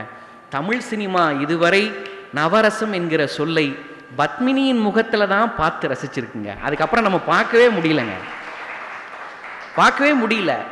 அந்த நவரசத்தை தன்னுடைய டியூன்ல கொண்டு கொடுத்துருப்பார் கேவி மகாதேவன் கண்ணதாசன் ஐயா வரிகளுக்கு. நவரசமும் முகத்தில் நவரசமும் மலர்ந்திருக்கும் முகத்தில் நவரசமும் செக்க சிவந்திருக்கும் இதழில் கனிரசமும் கொண்டு மறைந்திருந்து பார்க்கும் மர்மம் என்ன. பாடல் அப்படி தொடரும் பாருங்க. எங்கிருந்தாலும் உன்னை நான் அறிவேன், உன்னை என்னையல்லால் வேறு யார் அறிவார், பாவையின் பதம் காண நாணமா, உந்தன் பாட்டுக்கு நான் ஆட வேண்டாமா, மாலவா வேலவா மாயவா சண்முகா மறைந்திருந்து பார்க்கும் மர்மம் என்ன. சுசீலா அம்மா குரல்ல கேட்கணுங்க. அதையும் பாருங்க, இந்த மாலவா வேலவா மாயவா சண்முகாங்கிற இடத்துல இங்க பாருங்க, சண்முக பிரிய ராகத்துக்கு இங்க பாருங்க, சரிகமா பத நீச சனிதா பமகாரி ச. இந்த மாலவாங்கிறதுக்கு அந்த உச்ச ஸ்தாயில மாலவா சரிகமா அப்படிங்கிற ஒரு ஃப்ரேஸை கொடுத்துருப்பாரு பாருங்க. ஏன் அவ்வளோ உச்ச ஸ்தாயில கொண்டு கடவுளை உச்ச ஸ்தாயில கொண்டு வந்து நிறுத்தி, கடவுளுக்கு இணையானவன் தன் காதலன் முருகனுக்கு இணையானவன் சொல்லி மாலவா வேலவா மாயவா ஷண்முகா, மறைந்திருந்து பார்க்கும் மருமம் என்ன? ஐயோ, இசையோடு கேட்டோம்னா ஒரு நாள் பத்தாது, நமக்கு ஒரு நாள் பத்தாது. அப்படி கேட்க கேட்க அவ்வளோ ரசனையான பாட்டு தில்லானா மோகனாம்பாள்ல. இப்போ நீங்கள் சில பேர் கை தட்டுறீங்க, சில பேர் கை தட்டுவோமா வேண்டாமான்னு யோசிக்கிறீங்க. சில பேர் கை தட்டும் போது சிலவற்றை நாம் புரிஞ்சுக்கலாம், சில பேர் யோசிக்கும் போது நமக்கு புரியாது தெரியுமா? சில இடங்களில் நாம் நினச்சது ஒன்று, நாம் ஒன்று நினச்சிக்கிட்டு இருப்போம், அது ஒன்று நடந்துகிட்டு இருக்கோம். சரியாக தானே போய்கிட்டு இருக்குன்னு நினைப்போம், சில இடத்துல சரியில்லாமல் போய்கிட்டு இருக்கோன்னு சொல்லுவாங்க. பாருங்க, ராஜபாளையத்துக்கு வந்தீங்கன்னா, என் சொந்த ஊர் ராஜபாளையம், விருதுநகர் மாவட்டம். காந்தி சிலை ரவுண்டானான்னு ஒரு ரவுண்டானா இருக்கு. ஒரு 10 ஆண்டுகளுக்கு முன்னாடி அங்கே சிக்னல்லாம் கிடையாது சார். இப்போ போக்குவரத்து நெரிசல் அதிகமாயிருச்சுங்கிறதுனால இப்போ சிக்னல்லாம் வச்சுட்டாங்க. 10 ஆண்டுகளுக்கு முன்னாடி ராஜபாளையத்துக்கு பக்கத்தில் சேத்தூர்லேருந்து ஒரு வயதான பாட்டி ராஜபாளையத்தில் உள்ள சந்தையில் வந்து பொருள்லாம் வாங்கிக்கிட்டு அந்த காந்தி சிலை ரவுண்டானாவை அப்படி கடந்து போகிறாங்க. அப்போ தான் சிக்னல் வச்ச புதுசாக சிக்னல்லாம் மாட்டி புதுசாக வச்சுருந்த ஒரு நேரம். ரெட் சிக்னல் போட்டிருக்கிறாங்க, பாட்டி அதை பார்க்காம அவங்க பாட்டு கடந்து போகிறாங்க. போலீஸ்காரருக்கும், ஏய் பாட்டி ரெட் சிக்னல் போட்டிருக்கு கடந்து போகிற, ஏய் பாட்டி பாட்டி அப்படின்னு கத்துறாரு. அந்த அம்மா அது பாட்டுக்கு ரெட் சிக்னல் போட்டிருக்கு, வண்டியெல்லாம் இந்த பக்கம் போய்கிட்டு இருக்கு, அந்த அம்மா அது பாட்டுக்கு கடந்து போகுது, இந்த ரவுண்டானாவை கடந்து போகுது. பின்னாடியே கத்திக்கிட்டே போகிறார் போலீஸ்காரரு, விசில் அடித்து வேற பாட்டியை கூப்பிட்றாரு. பாட்டி திரும்பி பார்க்கல, வாடு போகுது. அந்த பக்கம் போன உடனே போலீஸ்காரர் கூப்பிட்டு அந்த பாட்டியை பக்கத்தில் நிறுத்தி, ஏமா ரெட் சிக்னல் போட்டிருக்கு, நீ மாட்டுக்கு போகிற, காருக்காரன் ஏற்றிட்டா என்ன செய்கிறது? எத்தனை தடவை கூப்பிட்றேன், திரும்பி பார்க்குறியா? விசில் அடித்து கூப்பிட்றேன், திரும்பி பார்க்குறியா அப்படின்னு அந்த போலீஸ்காரர் சொன்னாராம். இந்த பாட்டி சொல்லிச்சான், அட போயா, விசில் அடித்தா திரும்பி பார்க்குற வயசா எனக்கு அப்படின்னு. இவர் என்ன சொன்னாரு, அந்த அம்மா என்ன பதில் சொல்லுது பாருங்க. அந்த அம்மாவுக்கு காதில் எப்படியாவது விழணுங்கிறதுக்காக இவர் விசில் அடிச்சு கூப்பிடுறாரு. விசில் அடிச்சு கூப்பிடுறேன்னு திரும்பி பார்த்தா என்னம்மானா அந்த பாட்டி சொல்லிச்சான், போயா விசில் அடிச்சா திரும்பி பார்க்குற வயசா எனக்கு அப்படின்னு இருக்கு அந்த பாட்டி. எவ்வளோ சேட்டையை பார்த்தீங்களா? சில இடங்களில் நாம் ஒன்று நினச்சிக்கிட்டே இருப்போம், அங்கே வேற ஒன்று நடந்துக்கிட்டே இருக்கும். ஒரு கல்யாண வீட்டுக்கு நான் போயிருந்தேன். ஒரு பையன் ரொம்ப வித்தியாசமாக ட்ரெஸ் பண்ணியிருந்தான். எல்லாரும் அவனையே உத்து பார்த்துக்கிட்டே இருந்தாங்க. நான் கூட அந்த பையனை உத்து பார்த்தேன். வித்தியாசமாக ட்ரெஸ் பண்ணியிருந்தான். பக்கத்தில் உள்ளவரை கூப்பிட்டு சொன்னேங்க, அந்த பையனை பாருங்கள், எவ்வளோ அழகாக வித்தியாசமாக ட்ரெஸ் பண்ண, அந்த பையனை பாருங்கள் அப்படின்னு. உடனே அவர், ஹலோ அது பையன் இல்லை, என் பொண்ணு அப்படின்னார் அவர். ஐயோ சாரி சார், நீங்கள் தான் அப்பான்னு தெரியாமல் என்னை மன்னிச்சுக்கோங்க சார், சாரி சார் அப்படின்னேன். உடனே அவர், ஹலோ நான் அப்பா இல்லை, நான் அவங்க அம்மா அப்படின்னாங்க. அவங்க யார் அப்பா, யார் அம்மா, யார் பொண்ணு, யார் பையன்னு யாருக்குமே தெரிய மாட்டேங்குது. இன்னைக்கு நாம் நினச்சது ஒன்றா இருக்குது, நடக்கிறது ஒன்றா இருக்குது. அதனால் சில பேர் ரசிக்கிறீங்க, கை தட்டுறீங்க, சில பேர் கை தட்டுவோமா வேண்டாமான்னு யோசிக்கிறீங்க. ஒரு அம்மா ஒரு சகோதரி நல்லா தலையாட்டி அப்படி சபாஸ் சார் சபாஸ் எனக்கு சபாஸ் போட்டுக்கிட்டே இருக்கிறாங்க. அவங்களுக்கு என்னுடைய நன்றி. பரவாயில்ல, இந்த ஒரு 15-20 நிமிடங்கள் தான் நாம் பறக்க போகிறோம். அதனால் வஞ்சனை இல்லாமல் கை தட்டுங்க, ரசிங்க, இசைக்குள்ள உங்கள் மனதை ஆட்படுத்துங்க. ஏன் இந்த நகைச்சுவை மன்றத்தில் கிட்டத்தட்ட 264வது சிறப்பு கூட்டத்தை இங்கே நடத்துகிறாங்க தெரியுமா? ஏன்?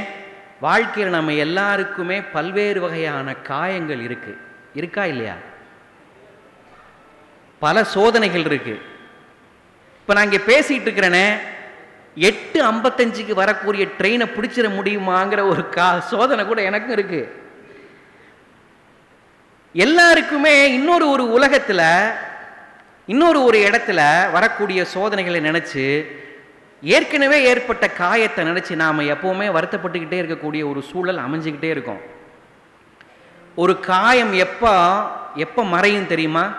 ஒரு கவிஞன்னா ரொம்ப அழகா சொன்னார். ஒரு காயம் எப்ப மறையும் தெரியுமா நண்பர்களே? ஒரு காயம் எப்ப மறையும் தெரியுமா? சில காயங்கள் மருந்தால் சரியாகும், சில காயங்கள் மறந்தால் சரியாகும்னு ஒருத்தர் சொன்னார். மருந்து சாப்பிட்டா சில காயங்கள் குணமாயிடும், சில விஷயத்தை மறந்தாதான் குணமாகும். மருத்துவரையா வச்சுக்கிட்டு சொல்றேன். அதை மருத்துவரையா கேட்பாரு, நீங்க எதையோ நினைச்சுக்கிட்டே இருக்கிறீங்க, நீங்க நல்ல மருந்து கொடுத்துருப்பாரு சாரு. அப்போவும் அந்த நோய் குணமாகலைன்னா கடைசியாக ஒரு வார்த்தை சொல்லுவார், நீங்கள் எதையோ நினச்சி வருத்தப்பட்டுக்கிட்டே இருக்கிறீங்க, எல்லாம் சரியாயிடும், போங்க போயிட்டு வாங்க அப்படின்னு அந்த மருத்துவர்கள் அந்த கடைசியாக கொடுக்குற நம்பிக்கை வார்த்தை இருக்கு பாருங்க, அதுதாங்க மனிதர்களை சரிப்படுத்தும். அப்போ நான் இப்படி சொல்லவா, காயங்களில் இருந்து நம்மை மறக்கடிக்கிற ஒரு கூட்டம் எது என்றால் இந்த நகைச்சுவை மன்ற கூட்டம் தான். அது இதுவும் ஒரு மருந்தாகத்தான் செயல்படுது. அப்போ அடிப்படையில் இந்த கூட்டத்தை ஏற்பாடு செய்கிற துரை ஐயா அவங்க, துணைத் தலைவர் ஐயா அவங்க, தலைவர் ஐயா அவங்க கூட ஒரு வகையில் மருத்துவர் தான் அவங்க எல்லாரும். ஏன்னா அவங்களும் காயங்களை எல்லாம் குணமாக்குறாங்களா இல்லையா, அவங்களும் அடிப்படையில் மருத்துவர் தான். இதை நான் சொல்லலை, கண்ணதாசன் ஒரு பாட்டில் சொன்னார் பாருங்க. இப்போ கண்ணதாசன் ஏஎம் ராஜா இசை கூட்டணி பார்த்தோம், கண்ணதாசன் கேவி மகாதேவன் இசை கூட்டணி பார்த்தோம். திரை இசை திலகம் என்கிற ஒரு பட்டத்தை கண்ணதாசனுடைய பாடல்களுக்கு மெட்டமைச்சதன் மூலமாக தான் கிடைச்சது கேவி மகாதேவன் அவர்களுக்கு. அதுக்கு அடுத்து ஒருத்தர் வந்தாருங்க, இன்னைக்கு வரைக்கும் அவரை நம்ம வாழ்நாளில் மறக்கவே முடியாது. சொன்னவொன்னே அப்படியே கை தட்டுறாங்க பாருங்க. அவர் சாதாரண மன்னர் இல்லை, மெல்லிசை மன்னர். மெல்லிசை மன்னர் எம்.எஸ். விஸ்வநாதன் கேவி மகாதேவனுடைய பாணியை கையில் வச்சுக்கிட்டு மெல்லிசையை திரை இசைக்குள்ளே கொண்டு வந்து கண்ணதாசன் பாடல்களுக்கு அவர் மெட்டமைச்ச விதம் இருக்கு பாருங்க. கண்ணதாசனும் எம்எஸ்வியும் வானளாவிய புகழுக்கு சொந்தக்காரர்களாக இன்னைக்கும் இருக்கிறாங்கன்னா அவங்களுக்கு அந்த கூட்டணியில் வந்த பாடல்கள் எவ்வளவு பிரமாதமான பாட்டு தெரியுமா. இப்போ நான் சொன்ன பாருங்க, சில காயங்கள் மருந்தால் சரியாகும், சில காயங்கள் மறந்தால் சரியாகும்னு நான் சொல்லலை, கண்ணதாசன் சொல்றார். படம் குழந்தையும் தெய்வமும்னு ஒரு படம். அந்த படத்தில் குட்டி பத்மினி பள்ளிக்கூடத்து வகுப்பறையிலிருந்து ஒரு பாட்டு பாடுவாங்க. நான் பொதிகை டிவியில் அந்த பாட்டு பார்த்துருக்கிறேன், அந்த படம் பார்த்துருக்கிறேன் முன்ன.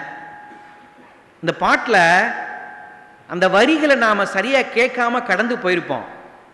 இந்த கூட்டத்தை ஏற்பாடு செஞ்ச துரை ஐயா அவர்களுக்கும் சார்ந்தவர்களுக்கும் ரொம்ப நன்றி. இந்த கூட்டத்தில் சொல்கிறதுக்காகவே இந்த பாடலை திரும்ப கேட்டு அந்த வரிகளை எழுதி பார்க்கும்போது தான் தெரியுது,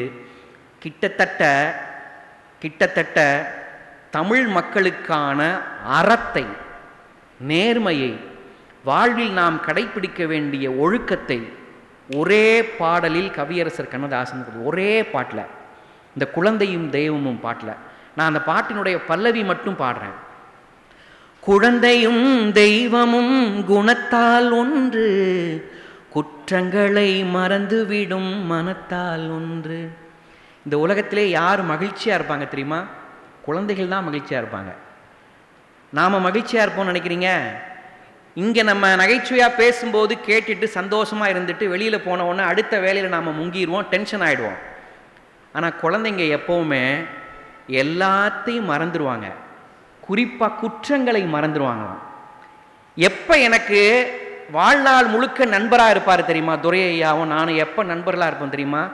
நான் செய்த சின்ன சின்ன தவறுகளை அவர் எப்போ மறக்கிறாரோ, அல்லது அவர் செய்கிற சின்ன சின்ன தவறுகளை நான் எப்பொழுது மறக்கிறேனோ அப்போ தான் நாங்கள் நண்பர்களாக இருப்போம், நீடிப்போம்.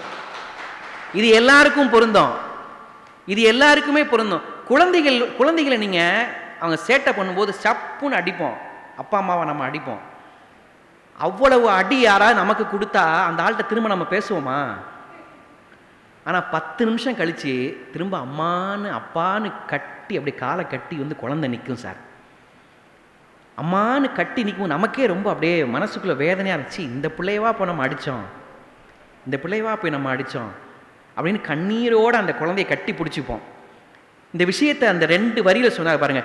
குழந்தையும் தெய்வமும் குணத்தால் ஒன்று, குற்றங்களை மறந்துவிடும் மனத்தால் ஒன்று, நடந்ததெல்லாம் நினைப்பதுதான் துயரம் என்று, நடந்ததெல்லாம் நினைப்பதுதான் துயரம் என்று ஞானிகளும் மேதைகளும் சொன்னார் அன்று, குழந்தையும் தெய்வமும் குணத்தால் ஒன்று, குற்றங்களை மறந்துவிடும் மனத்தால் ஒன்று. என்ன வரி பாருங்க. இந்த உலகத்தில் யாருக்கு துயரம் ஏற்படும் தெரியுமா? எப்போ நாம் வருத்தத்தோடு இருப்போம் தெரியுமா? நடந்ததெல்லாம் நினைப்பதுதான் துயரம். சார் அப்போ நடந்ததை நினைக்கக்கூடாதா? அப்படின்னா இன்னொரு ஒரு பாட்டில் எம்எஸ்வி அவர்களுடைய இசையில் நெஞ்சில் ஓர் ஆலயம், எம்எஸ்வி இசையில் கண்ணதாசன் கொடுத்த பாட்டு. இந்த உலகத்தில் ஒரு மகரந்தமான குரலுக்கு சொந்தக்காரராக ஒரு பாடகர் இருந்தார்னா பிபி ஸ்ரீனிவாசன் ஒரு பாடகர் இருந்தார். துரை ஐயா அவர் ரொம்ப பிடிக்கும் அவருடைய குரல். ஐயோ, அவர் குரல் வந்து அப்படியே உண்மையிலேயே மயில் இறக வச்சு வருடி விட்ட மாதிரி இருக்கும். இந்த பாட்டை நீங்கள் கேளுங்க. இந்த பாட்டை கேட்டிங்கன்னா ஒருவேளை உணவு கூட வேண்டான்னு தோணும் நமக்கு. பாட்டு ஆரம்பிக்க பாருங்க. நடந்ததை அப்போ நினைக்கக்கூடாதா அப்படின்னா இந்த பாட்டு சொல்லிக் கொடுக்குது பாருங்க. நினைப்பதெல்லாம் நடந்து விட்டால் தெய்வம் ஏதுமில்லை, நடந்ததையே நினைத்திருந்தால் அமைதி என்றும் இல்லை. நினைப்பதெல்லாம் நடந்து விட்டால் தெய்வம் ஏதுமில்லை, நடந்ததையே நினைத்திருந்தால் அமைதி என்றும் இல்லை. ஒரு மனுஷனுக்கு மகிழ்ச்சி வேணும்னா, அமைதி வேணும்னா நடந்ததை நினச்சிக்கிட்டே இருக்கக்கூடாதுன்னு சொன்னார். சார் அப்போ நடந்ததை நினைக்கக்கூடாதா அப்படின்னா நீங்கள் கவனிங்க. நடந்ததையே நினைத்திருந்தால், நடந்ததை நினைக்கணும். அந்த ஏகாரம் ரொம்ப முக்கியம். கண்ணதாசன் கொடுத்த ஏகாரம் நடந்ததையே நினைத்திருந்தால். அதையே நினச்சிட்டு இருந்தீங்கன்னா உங்களுக்கு வாழ்க்கையில் ஒரு நாளும் மகிழ்ச்சி வராது, நிம்மதி வராது. நடந்ததை நினைக்கலாம், நடந்ததையே நினச்சிட்டு இருக்கக்கூடாதுன்னு கண்ணதாசன் சொல்லி கொடுக்குறார். நடந்ததையே நினைத்திருந்தால் அமைதி என்றும் இல்லை. அடடா, என்ன பாட்டுங்க இந்த பாட்டு! வாழ்க்கையில் நடந்ததையே நினச்சிட்டு இருக்க வேண்டாம், இனி நடக்க போகிறத நாம் நினைக்கணும்னு கண்ணதாசன் இசைக்கலைஞரோடு வைத்த கூட்டணி மூலமாக நமக்கு சொல்லி கொடுத்தார். இன்னொரு ஒரு பாட்டு சொல்கிறேன். சரிங்க சரிங்க. நேயர் விருப்பம் வரதப்பா வரதப்பா அப்படின்னு சார் ஒரு பாட்டு பாட சொல்கிறார்.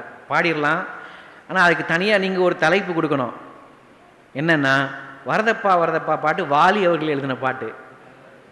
கவிஞர் வாலி அவர்களுடைய இசை கூட்டணின்னு ஒரு தலைப்பு போட்டு என்னை பேச கூப்பிடுங்க, அதில் நான் பாடுறேன். இன்னொரு கூட்டத்தில் வச்சுக்கலாம். ஆனால் அந்த பாட்டு பிரமாதமான பாட்டு, அதை நான் பாடுறேன். எனக்கு ரொம்ப பிடிச்ச பாட்டு அந்த பாட்டு. கொடிமலர்னு ஒரு படங்க. நான் ஒரு 2 பாடலை நிறைவாக சொல்லி முடிக்கிறேன். கொடிமலர்னு ஒரு படம். அந்த படத்தில் கதாநாயகி வாய் பேச முடியாத ஒரு மாற்றுத்திறனாளி. வாய் பேச முடியாது அவங்களால. திருமணம் ஆயிடும். அவங்களுக்கு வாழ்க்கை கொடுத்த அந்த கணவராக அந்த படத்தில் யார் நடிச்சிருப்பாங்க சொல்லுங்க? சிவாஜி கணேசன் இல்லை, முத்துராமன் இல்லை. கை தட்டுங்க அவங்களுக்கு. யார் சொன்னா? சார் கை தட்டுங்க.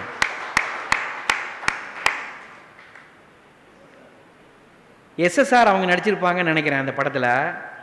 இங்கே பாருங்க, அந்த படத்தில் திருமணம் ஆன உடனே ஒரு வாய் பேச முடியாத மாற்றுத்திறனாளிக்கு வாழ்க்கை கொடுத்த ஒரு கம்பீரத்தோடு அவங்க 2 பேரும் சந்திக்கிற முதல் இரவு காட்சி அது.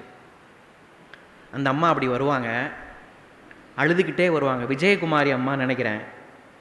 அழுதுகிட்டே வருவாங்க. அவர் அந்த பக்கம் நிற்பார் கதாநாயகன்.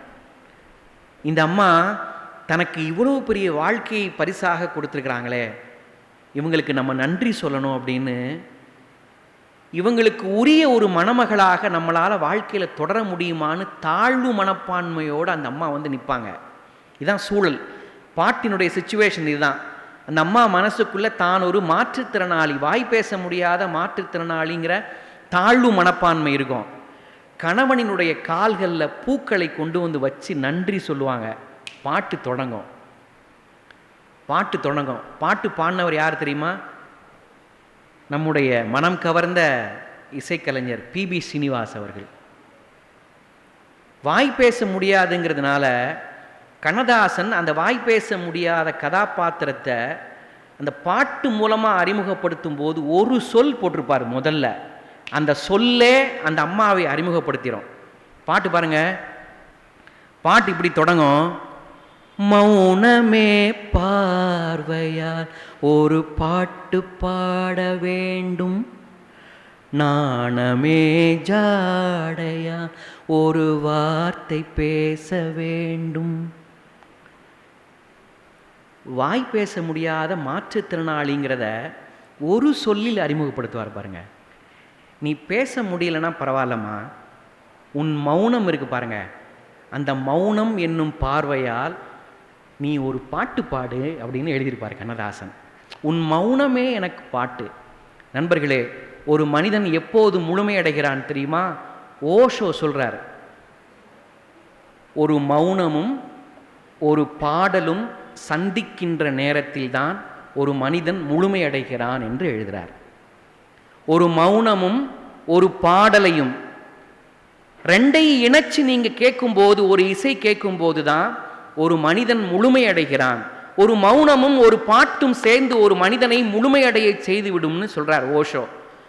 பாட்டு வரி சொன்னார் பாருங்க, மௌனமே பார்வையா ஒரு பாட்டு பாட வேண்டும், நாணமே ஜாடையா ஒரு வார்த்தை பேச வேண்டும். பிபிஎஸ் குரல் இசையமைச்சது யாரு? எம்எஸ்வி ராமமூர்த்தி ஐயா. எம்எஸ்வி ஐயா அந்த பாட்டுக்கு கொடுத்த இசை கோர்வை இருக்கு பாருங்க, ஆடாடா. அந்த பாருங்க, மௌனமே பார்வையா பார்வையா, பாருங்க, கரி பகரி கச நிசரி ரி ரி ரி ரி ரி. அந்த இடத்துல கவனிங்க, மௌனமே பார்வையா ஒரு பாட்டு பாட வேண்டும், நாணமே பாருங்க, நாணமே நாணமே ஜாடையா ஒரு வார்த்தை பேச வேண்டும். அதுக்கடுத்து ஒரு ஹம்மிங் பண்ணுவார் பிபிஎஸ். கோடி ரூபா இருந்தாலும் எழுதி வச்சிருவேங்க அந்த பாட்டுக்கு. இந்த பாட்டினுடைய சரணம் தொடங்கும் பாருங்க. பாட்டினுடைய சரணம், மௌனமே பார்வையால் ஒரு பாட்டு பாட வேண்டும், நாணமே ஜாடையால் ஒரு வார்த்தை பேச வேண்டும். இங்கே பாருமா, நீ வாய் பேச முடியலன்னு நீ தாழ்வு மனப்பான்மையோடு இருக்காத. உன் மௌனம் எனக்கு பாட்டு, உன் நாணம் எனக்கு ஜாடையாக சொல்கிற வார்த்தை, கவிதை அது. அப்பவும் அவள் அப்படியே கண்ணீர் மல்க நின்றுக்கிட்டே இருப்பா கதாநாயகி. பாட்டு தொடரும் பாருங்க, முத்துச்சரமே என் பக்கம் இருந்தால் வேறென்ன வார்த்தை சொல்ல மொழி வேண்டும், மொழி வேண்டும். முத்துச்சரமே என் பக்கம் இருந்தால் வேறென்ன வார்த்தை சொல்ல மொழி வேண்டும். முன்னம் இருக்கும் இந்த சின்ன முகத்தில் பல மொழிகள் பாடம் பெற வர வேண்டும், பல மொழிகள் பாடம் பெற வர வேண்டும். அவனு ஒரு ஹம்மிங் கொடுப்பாரு பிபிஎஸ். நீங்கள் இந்த வரிகளை கவனிங்க. வரிகளுக்கு ஒரு அம்மா கை தட்டுறாங்க பாருங்க. ஏம்மா உன்னால் பேச முடியலன்னா பரவாயில்லம்மா, முத்துச்சரமே என் பக்கம் இருந்தால் வேற என்ன வார்த்தை சொல்ல மொழி வேண்டும். நீ என் பக்கம் இருந்தால் மொழி எனக்கு எதுக்கு? அடுத்த வரி பாருங்க, அடுத்த வரி பாருங்க, முத்துச்சரமே என் பக்கம் இருந்தால் வேறென்ன வார்த்தை சொல்ல மொழி வேண்டும். முன்னம் இருக்கும் இந்த சின்ன முகத்தில் பல மொழிகள் பாடம் பெற வர வேண்டும். உன் சின்ன முகத்தில் எல்லா லாங்குவேஜும் டியூஷன் படிக்க வரணுமா? உன் சின்ன முகத்துக்கு ஓன்ட்ட மொழி கற்றுக்க வரும். அது நீ எதுக்கு நீ தாழ்வு மனப்பான்மையோடு இருக்க? கவலைப்படாத. முன்னம் இருக்கும் இந்த சின்ன முகத்தில் பல மொழிகள் பாடம் பெற வர வேண்டும், பல மொழிகள் பாடம் பெற வர வேண்டும்.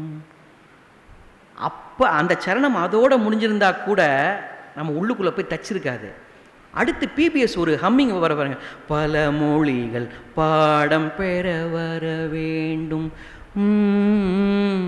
மௌனமே பார்வையா ஒரு பாட்டு பாட வேண்டும், நாணமே ஜாடையா ஒரு வார்த்தை பேச வேண்டும்.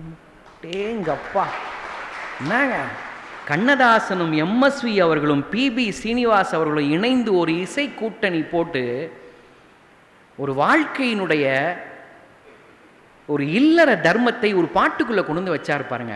இப்படி நான் சொல்லி கூட நிறைவு பண்ணுறேன். எங்கே பாருங்க, இவ்வளவு துன்பங்களுக்கு மத்தியிலையும் நாம் ஏன் இன்னும் உயிரோடு இருக்கோம் தெரியுமா? இப்படி கூட கேட்குறேன். ஏன் நாங்கள்லாம் உசுரோடுறதுக்கு உனக்கு பிடிக்கலையா அப்படின்னு கேட்குறீங்களா? அப்படி கேட்கல. இவ்வளவு கஷ்டங்களுக்கு மத்தியிலையும் நாம் இன்னும் வாழணும்னு ஏன் நினைக்கிறோம் தெரியுமா? ரெண்டே ரெண்டு காரணம் தான். ஒரு கவிஞன் தான் சொன்ன ரெண்டே ரெண்டு காரணம் தான். இவ்வளவு துன்பங்களுக்கு மத்தியிலும் நாம் ஏன் வாழ்க்கையை நடத்துகிறோம் தெரியுமா? முதல் காரணம்,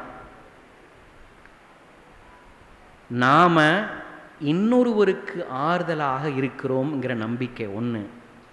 இன்னொன்று, நமக்கு ஆறுதலாக ஒரு ஜீவன் இந்த உலகத்தில் இருக்குங்கிற நம்பிக்கை. ரெண்டு. இந்த ரெண்டுன்னா நம்முடைய வாழ்க்கையை பயணிக்க வைக்குது தொடர்ந்துன்னு ஒரு கவிஞன் சொன்னான். ஒன்று, நமக்கு ஆறுதலாக ஏதோ ஒரு ஜீவன் இந்த உலகத்தில் இருக்கு அப்படிங்கிற நம்பிக்கை.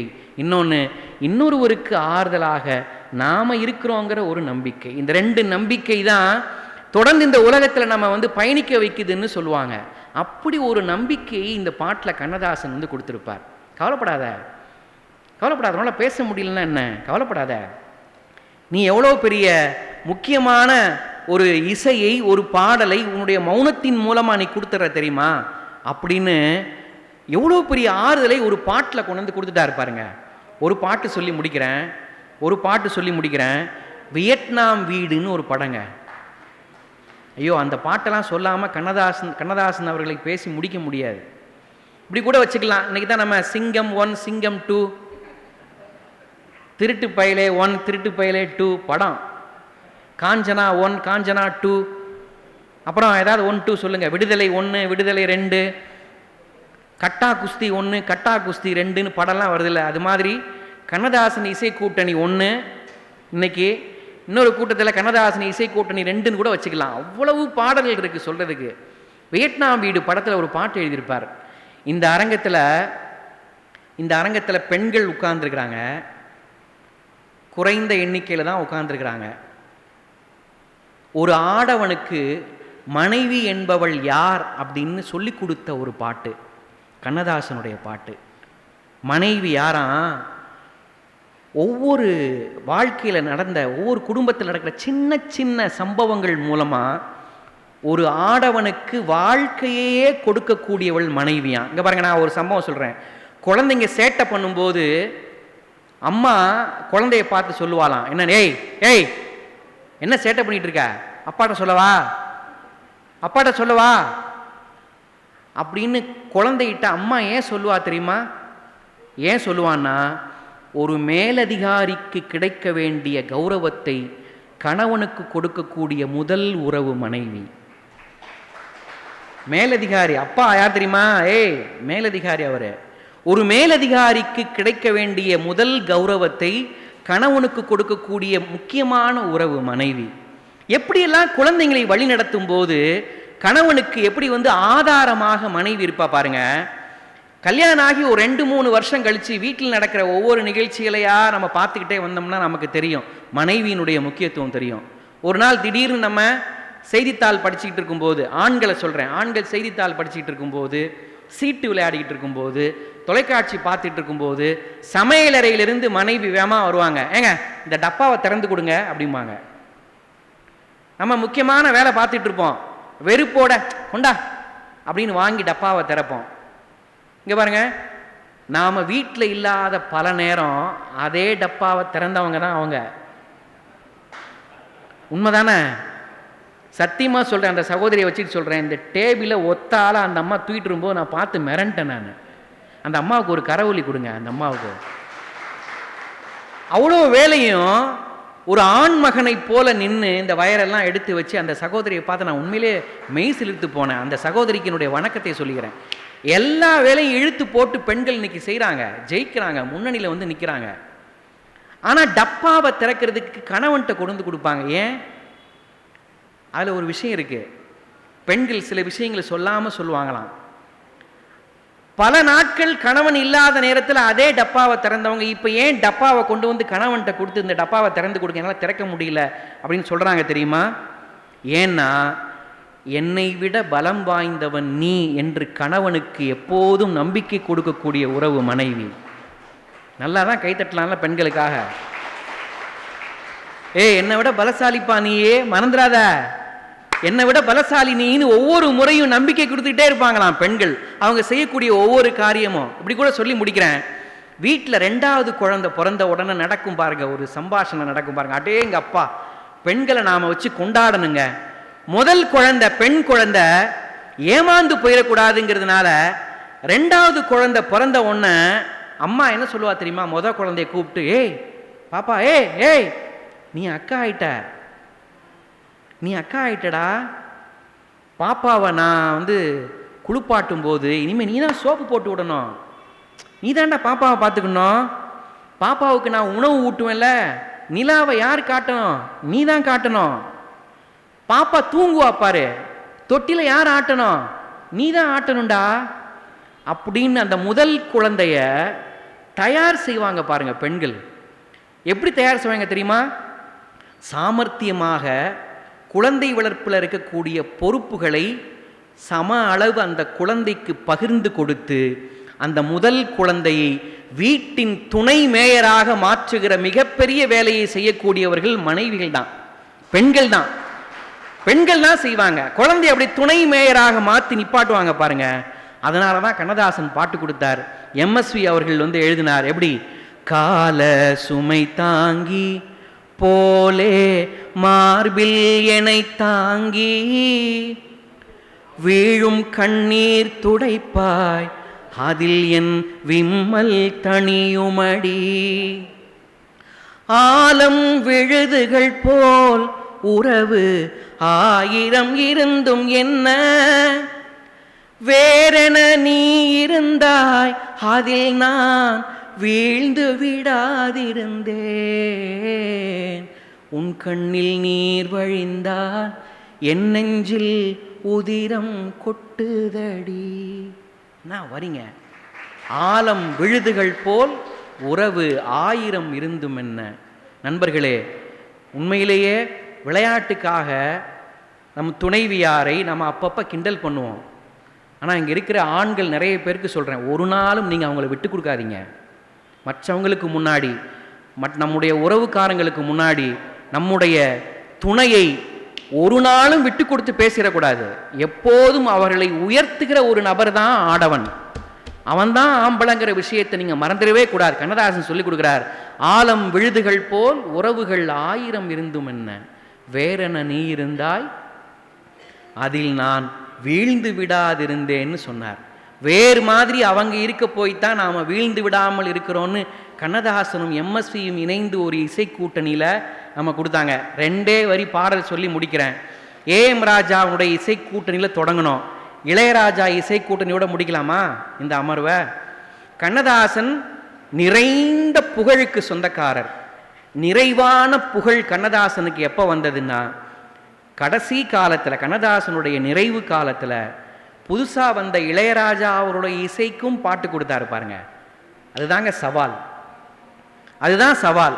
கண்ணதாசனும் இளையராஜாவும் இணைந்து கொடுத்த ஒரு பாட்டு, டியூன் கொடுத்ததுக்கு அப்புறம் தான் பாட்டு எழுதினார்.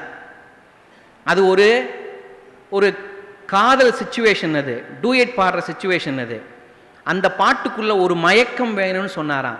மயக்கம் தானே, கொடுத்துருவோம் அப்படின்னாராம் கண்ணதாசன். எப்படி? நீங்கள் டியூனை சொல்லுங்க அப்படின்ன உடனே டியூன் போட்டார் இளையராஜா அவர்கள்.